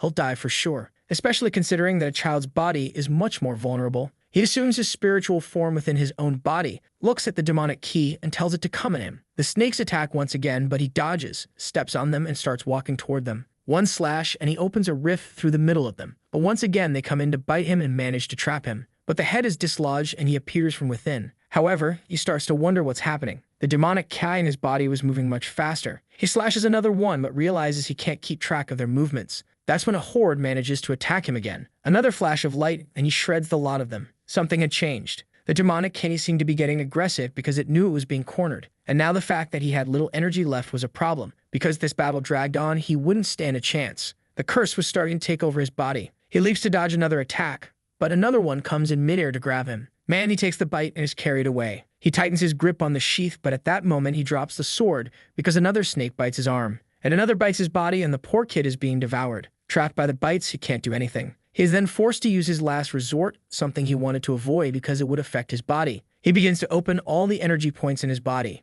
With that, the aura that had been sealed begins to flow throughout the area. As it fills his entire body, he creates an explosion in every limb. As the energy surged, he was in agony. His body was breaking apart, but the curse was slowly being undone, until finally a demonic key seems to leave him. The poor kid falls to the ground, completely purified. His little body was even emitting smoke. He opens his eyes and grabs his chest in shock. He immediately stands up, saying it was a close call. He almost died this time. He decides he better never try something like that again, since this had way more demonic energy than he could handle. As he thinks how lucky he was, Huang starts to wake up. This catches our boy's attention, and the old man turns his head. He asks who is there. Chang Mayong says, "Finally, you're awake." And when asked who he is, he says, "Let's just say I'm your savior." The old man asks if he has already reached hell. Our boy tells him to stop being rude. After Master Huang regains consciousness, things quickly return to normal at the Unha Trading Company. If Chang Mayong hadn't discovered Jiabok's plans, he would have eventually destroyed the entire family and stolen the company. After much insistence, they discovered that Jiabok owned another trading company, which had gone bankrupt due to Unha's success. However, our boy couldn't care less. Everyone has a sad story, but that doesn't give them the right to become criminals. The only thing he wants to know is how that guy obtained the Crimson Hand. According to the man, he found a fallen body with various scriptures nearby. To Chang Mayong, that was quite anticlimactic. But it was better this way, because if it really was the demon cult, things wouldn't have been so easy. Either way, he cured the master and discovered that the cult wasn't involved, so it was a happy ending. As the savior of the company, he was honored with a banquet. He ate and drank everything he wanted. After all, those guys had a lot of money. While he was happily singing, someone outside said he should rest. It was Master Huang, who said that when he fell asleep, he was in worse shape than now. He enters, asking permission, and inquires if the boy is Master Chang Mayong. Now chubby, Chang Mayong asks if the old man doesn't remember when he woke up. Maybe he had gained a few pounds since that day. Zhang Wei says the boy had eaten his weight in food in just 3 days. The chubby man then asks how he can help, and the old man says he'll get straight to the point. He apologizes for the impertinence, but wanted to ask something of the young master. The old man starts to kneel and then bows, asking if he would please accept his gratitude. It was thanks to the boy that he could still breathe, so he didn't even know how to repay this debt. Still afraid, our boy says there's no need to bow. But the old man replies that he has no idea how he will repay this debt, but he will do the best he can. What he wanted was the opportunity to repay it. And if the boy wanted anything, he should ask without hesitation. However, our boy says that as a follower of the virtuous path, he cannot accept anything for saving a life. Doing so would shame his sect, especially since he is here without Mount Hua's permission. The old man seems a bit confused by this. Our boy simply says that it was such an urgent matter that he couldn't wait for the sect's permission. The old man's eyes light up, asking if he really went that far for him. And he says that if he wanted, they wouldn't tell the sect about this. The chubby man smiles and asks if he's sure they won't tell. The old man says yes, and Chang Mayong immediately pulls out a little notebook from his shirt. Master Huang asks what that is. Our boy says it's just a few notes because at his age, his memory isn't that great. The two are confused by this age talk. Master Huang then asks what the notes are for. Our boy flips through the pages saying, "Didn't you say I could ask for anything?" Then the master starts to understand. That little notebook contained everything the boy wanted, and the chubby man asks if they could start. Sometime later, Jiangmi asks his father how he's feeling. He picks up the cup and says that strangely, his body feels lighter than ever. It's as if he's gotten 10 years younger. Jiangmi says all of this is very strange. But then his father asks if there's something he wants to say. Since his health is better, he knows his son isn't just there to talk about that. The son stays silent for a second. He calls his father and then calls him president. He says he'd heard that he plans to end negotiations with the southern sect, and also promise a great reward to Mount Hua. His father confirms this. Once again, Jiangwei hesitates. He then reminds him that the southern sect is the greatest power among all the sects in Shaanxi. They would be turning their backs on such a powerful group and aligning themselves with Mount Hua, which is basically bankrupt. This would be extremely dangerous, even if it was to show gratitude to that young boy. Analyzing the entire situation, he thinks the reward is a bit excessive. However, if his father insists on doing this, he should at least maintain negotiations with the southern sect. The old man slams the cup on the table and asks what the main role of a merchant is. Zhang is a bit uneasy, searching for the words. Then he says the role of a merchant is to make deals that follow the virtuous path and enrich the local economy, at the same time making a positive contribution to the country and the world. His father spits out his tea and starts laughing. He says that's a very idealistic view for the vice president. But those are just a bunch of pretty words because he already knows the truth. The obligation of a merchant is to make money. They need to seek profit above all else, even if sometimes they have to go against the virtuous path. If a merchant wants to do good, they do it with the money they earn. Because for someone who deals in business, there is no good or evil in money itself. So the concern is only efficiency. Zhang asks if he understands correctly. His father's plan is to make money through the bankrupt Manhwa. But Master Huang asks if he's forgotten how he made the trading company so big. A natural instinct to find opportunities, to see something undervalued with great potential and invest in it before anyone else. Whether it's a martial sect or even another trading company. Zhang knows that's how his father made the largest company in Shaanxi. However, he insists, saying he doesn't see why they should invest in Mount Hua since it has no potential. But then he thinks of the boy and says it does. He agrees that right now, Mount Hua can't compete with the southern sect. But if it continues to grow at the rate he believes it will, they'll only need to maintain a good relationship, and thus they would have an unimaginable return on this investment. However, the son couldn't believe it, saying that this just made him even more confused. If Mount Hua didn't thrive, they would lose everything since there was no guarantee it would succeed. But the father said that Zhang was speaking from a place of ignorance. A merchant isn't just someone who bets on the likelihood of things going well. They would make Mount Hua succeed. The plan wasn't to wait for the sect to grow on its own. He himself would ensure that Mount Hua flourished again. In his life as a merchant, he had met countless people, but none had impressed him as much as that boy. It was as if his whole life he had been looking for something old, and suddenly he was awakened by a dragon. Ordinary people like the two of them had trouble understanding martial artists, but he didn't need to understand and just trust that eventually the truth would reveal itself. If the rewards he gave the boy created a bond, the company would have no choice but to prosper. To him, this was a small price to pay for success in life. Zhang, however, hesitated, asking if it was really such a small price. The old man fell silent and admitted that the boy had taken 5 times more than he had intended to pay. He cursed that the rascal really knew how to negotiate. The son smiled, saying that he didn't know why, but his father's mind was already made up. If that's what he was thinking, he was happy to follow his orders. But he still wasn't completely convinced. That's why he would give his best every day to ensure his doubts vanished from his heart. And personally, he would make sure that Mount Hua also followed a path to success. The father observed and said he was pleased to hear that from his son. Back with our boy, Chang Maiyang knew that this master had another motive for investing so much. A merchant like that wouldn't give away a fortune just out of gratitude. But he didn't care much about what the merchant expected in return. After all, he could just ignore any request a merchant made. A child might feel indebted, but he was an old man and couldn't care less about that. That's when someone approached the chubby boy. It was Aisong who stopped in front of him. Our boy asked what he was doing there again. However, Aisong pulled out a sword and handed it to him. He told him not to worry, that he had no bad intentions. But if he allowed it, he wanted a rematch. Another duel, but this time a real one. He had realized that he had been used as a tool to reveal that man's true intentions. Our boy said that calling it a trap was a strange way of putting it, since he knew that Aisong was trying to set a trap to get him out of the city. But he was willing to let the past stay in the past. He just wanted to know what that had to do with him fighting again. Aisong explained that he had been humiliated in public, put in mortal danger, and used as a pawn in the boy's plans. But it was his own fault for being deceived. Yet the only thing he kept thinking about was their practice fight before everything happened. What had occurred there still escaped his understanding. Our boy asked if that's why he wanted another fight, and Aisong confirmed it. He admitted he had no idea, but he already knew the boy was much stronger than him. What he wanted was to understand what happened that day. Chang Maiyang seemed to like this guy who was asking for another fight, even though he had been humiliated. He thought Aisong wanted to beat him up for everything that had happened, but this was a surprise. He told Aisong to think carefully or he would regret it. But Aisong smiled and said he was sure. The two then faced each other in the arena. Aisong couldn't believe how small the boy was. About 10 years younger than him and at least a level of difference in martial arts. It was as if a second-class disciple could defeat a third-class one. This strange difference made the poor guy tremble and sweat. Even though he was much older, he still felt a sense of oppression. It was as if he were standing in front of one of the elders of his sect.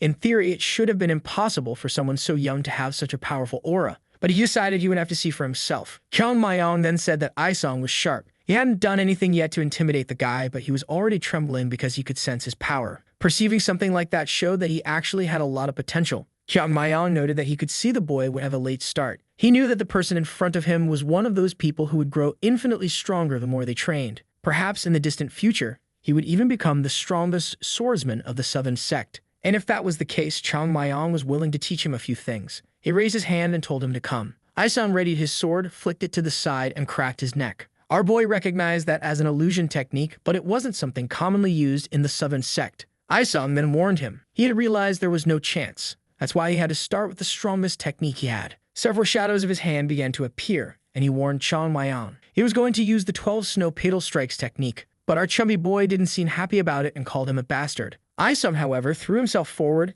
activating the technique. Our boy watched in anger. Man, he passed through, breaking the sword and sending the guy flying. The boy was left floating in the air. Before he could hit the ground, our boy was already beside him. He grabbed him by the shirt and lifted him up. Cursing him once again, he asked where he had learned that technique. This 12 snow petals thing was pure nonsense. The rest of the world might be fooled, but it wouldn't work on him. That's because this was a technique he knew deeply. It was one of the ancient core techniques of Manhwa, known as the dispersal of petals, a technique that had been lost even within Manhwa itself. So why was this guy from the Southern sect using something like that? Aisong, barely conscious, muttered that he finally understood. The disparity between him and Chang Mayong was like looking at a ghost. The poor guy started to lose his mind, wondering if this was what death felt like. Sometime later, he opened his eyes. He was in a hospital, battered. He tried to sit up. Chang Mayong told him that his internal injuries were being treated and would heal soon. Aisong still didn't understand anything, but Chang Mayong was already asking about the technique. The 12 snow petal technique. Aisong confirmed that was indeed the name. The protagonist couldn't believe that they had stolen such a technique so blatantly. And worse, nobody in the world, not even within Mount Hua, had noticed. That's because no one remembered what the techniques were like back then. He then asked who had taught this technique, and Aisong said any disciple above the second year could learn it. Our boy wanted to know if even the elders were using it. Aisong replied that as far as he knew, the elders hadn't learned it. At the moment, it was only being taught to first and second degree disciples. This caught Chang Mayong's attention. If not all the elders knew this technique, then one of them must be teaching it to the disciples, which confirmed that the bastard who had stolen Mount Hua's techniques was still alive as an elder of the Southern sect. It was all too obvious what happened. When Mount Hua was invaded by the demon cult, hundreds of members died on the 100-foot mountain, leaving few survivors, most of them children. They had likely received some help. Someone probably appeared, shouting to save the Mount Hua disciples, and the Southern sect warriors rushed into battle. Chang Mayong had long suspected something like this. After all, it would have been shameful for any martial sect not to help another being attacked by the demon cult. The problem was that under the guise of being allies, some of the tomes had been stolen, and perhaps the rest of the books had not been burned by the demon cult. A century ago, they had sacrificed all their lives to save the land from this great evil, and yet they had been betrayed by those they saved. The most shameful thing was that they had stolen the technique and then given it the name Snow Petal. He stood up and told Aisong that it would be better if he didn't learn that technique. Aisong, confused, asked why. Chang Mayong smacked him on the head and told him not to ask, just to obey. They fell silent, and Chang Mayong explained that it was a technique he would never master. The poor guy was still confused. Our boy was fuming and would have beaten him up more if it weren't for the fact that it was thanks to him that he had discovered all of this. He then explained that the Southern sect's techniques follow a style that requires staying true to the fundamentals. Because of this, people practicing it must feel like everything is slow and heavy, but it was a type of study that became infinitely stronger the more time you dedicated to it. However, this snow petal technique went completely against that philosophy. If Aisong wanted to become a true martial arts master, he would have to abandon that knowledge. A sword strike with so many variations didn't fit the philosophy of the Southern sect. He asked if Aisong understood and stared at him, but the poor guy was too clueless and still confused. Our boy was furious that he had to teach the philosophy of the guy's own sect to him. But then he began to wonder why these idiots had started to create a variation they couldn't even master. That's when he stopped to think. Maybe he was the reason they had gone so far. At least that's the thought that crossed his mind. That's because, in the past, he used to go around the city beating up all the disciples of the Southern sect. Surely the members there had taken great pride in the techniques they had learned, until he showed up and started beating everyone down. Perhaps this had led to doubts about their own techniques. What they didn't understand was that martial power isn't determined by the strength of the techniques, but by the skill of the individual. The strangest part was that they might not even have realized they were using a Mount Hua style. Aisong stared at his own hand, thinking about this philosophy of his sect. But then our boy turned around, saying he was leaving. Aisong called after him, but our boy told him to forget everything he had said. The path he should follow couldn't be determined by anyone else. The advice he gave might have been useful, but he was still the one who would make his own decisions. That's why he had to stop and think for himself about the path he wanted to follow. At that moment, Aisong stood up and thanked him for the wisdom he had shared. Our boy turned around, smiling, and with that, the chubby guy left. He stood there, saying that this was very strange. It was almost as if he had met an old sage. But outside, our boy was already thinking about going to the southern sect and beating everyone up. He looked up at the sky, talking to his brother Jamu, saying those bastards had stolen everything, so how could he have self-control? If he were as strong as he used to be, he would already be in the middle of the sect. But that wouldn't work now. First, he needed to get stronger as quickly as possible, because the martial world is ruled by strength, and those bastards had messed with the wrong person. Meanwhile, back at Manhwa, someone was tapping their feet, saying that maybe he had been robbed or killed. It was Yun Zhong who said that since Chao Mayang had been gone for 7 days, something urgent must have happened. Jiul said he hoped it was urgent enough that everyone would forgive him. Apparently, Jiul had been called again by the leader, and he hoped they weren't in trouble. Unjun was listening to someone shouting that the boy was very insolent. It was Hyang Yang who said the brat had disappeared for 7 days and he was just a third-class disciple. He told the leader that this wasn't something that could be overlooked, or how would people respect the sect. Sang told him to calm down, saying that maybe it was an accident. But Hyang Yang said that even if it was an accident, it happened outside the sect and he didn't have permission to leave. His friend insisted, saying maybe he fell in mountains. He turned to the leader and asked if they could send a search team. But the finance guy wanted to know why this third-class disciple had been allowed to roam freely in the first place. Another one banged the table, telling him to stop questioning the leader's decisions. The complaints continued, saying they were pushing the limits and breaking all the rules. The elder stayed silent for a second, then opened his eyes and said, "That's enough." The finance guy was startled and immediately sat down, apologizing. The elder sighed, wondering if he had been wrong to trust that boy. But he found it strange because the boy didn't seem like the type to cause trouble. Unjum stood up and said he would form a group to start searching for him. But then someone shouted that he had returned. Immediately, the elder opened his eyes and asked who. Someone shouted, "The brat." Chang Mayang was approaching the gate. Everyone ran, asking if it was true, and someone confirmed it. The elder rushed out, saying he had to see for himself, but the finance guy told him to wait. The elder asked what was wrong. Hyang Yang said he knew the leader was worried about the boy. That was because, despite being so young, he had helped the sect a lot. The elder told him to get to the point. Hyang Yang then said not to coddle the boy too much, or it could demotivate the other disciples. At Mount Hua, people were raised to follow the virtuous and righteous path. That's why even the most precious disciple needed discipline. The leader sighed in relief, saying he would never forget that. More than anyone, he wanted the boy to have a bright future and be disciplined. But then Unim said that wasn't enough. Disobeying orders was extremely serious, and he should be confined to the cliff cave for at least 6 months. The leader was shocked, saying that he was just a third-class disciple and still didn't know things well. But Umin insisted that at least a proportionate punishment was necessary. The leader asked if everyone agreed, and all the elders said yes. He calmed down and said, "All right." Manem wondered what the boy had been doing. Finally, our boy entered the gate. As soon as he looked ahead, there were the 5 elders walking toward him. He looked at the leader and greeted him respectfully. The leader observed him and called him over. He immediately asked why he had been gone for so long. Our boy simply replied that it was unavoidable. But Hyang Yang told him to stop being so insolent, as he was just a third-class disciple. No explanation he could give would be satisfactory.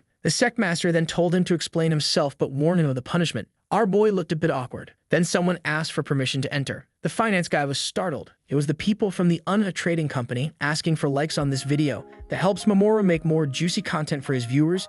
Activate the cheeky little bell, and I'm out.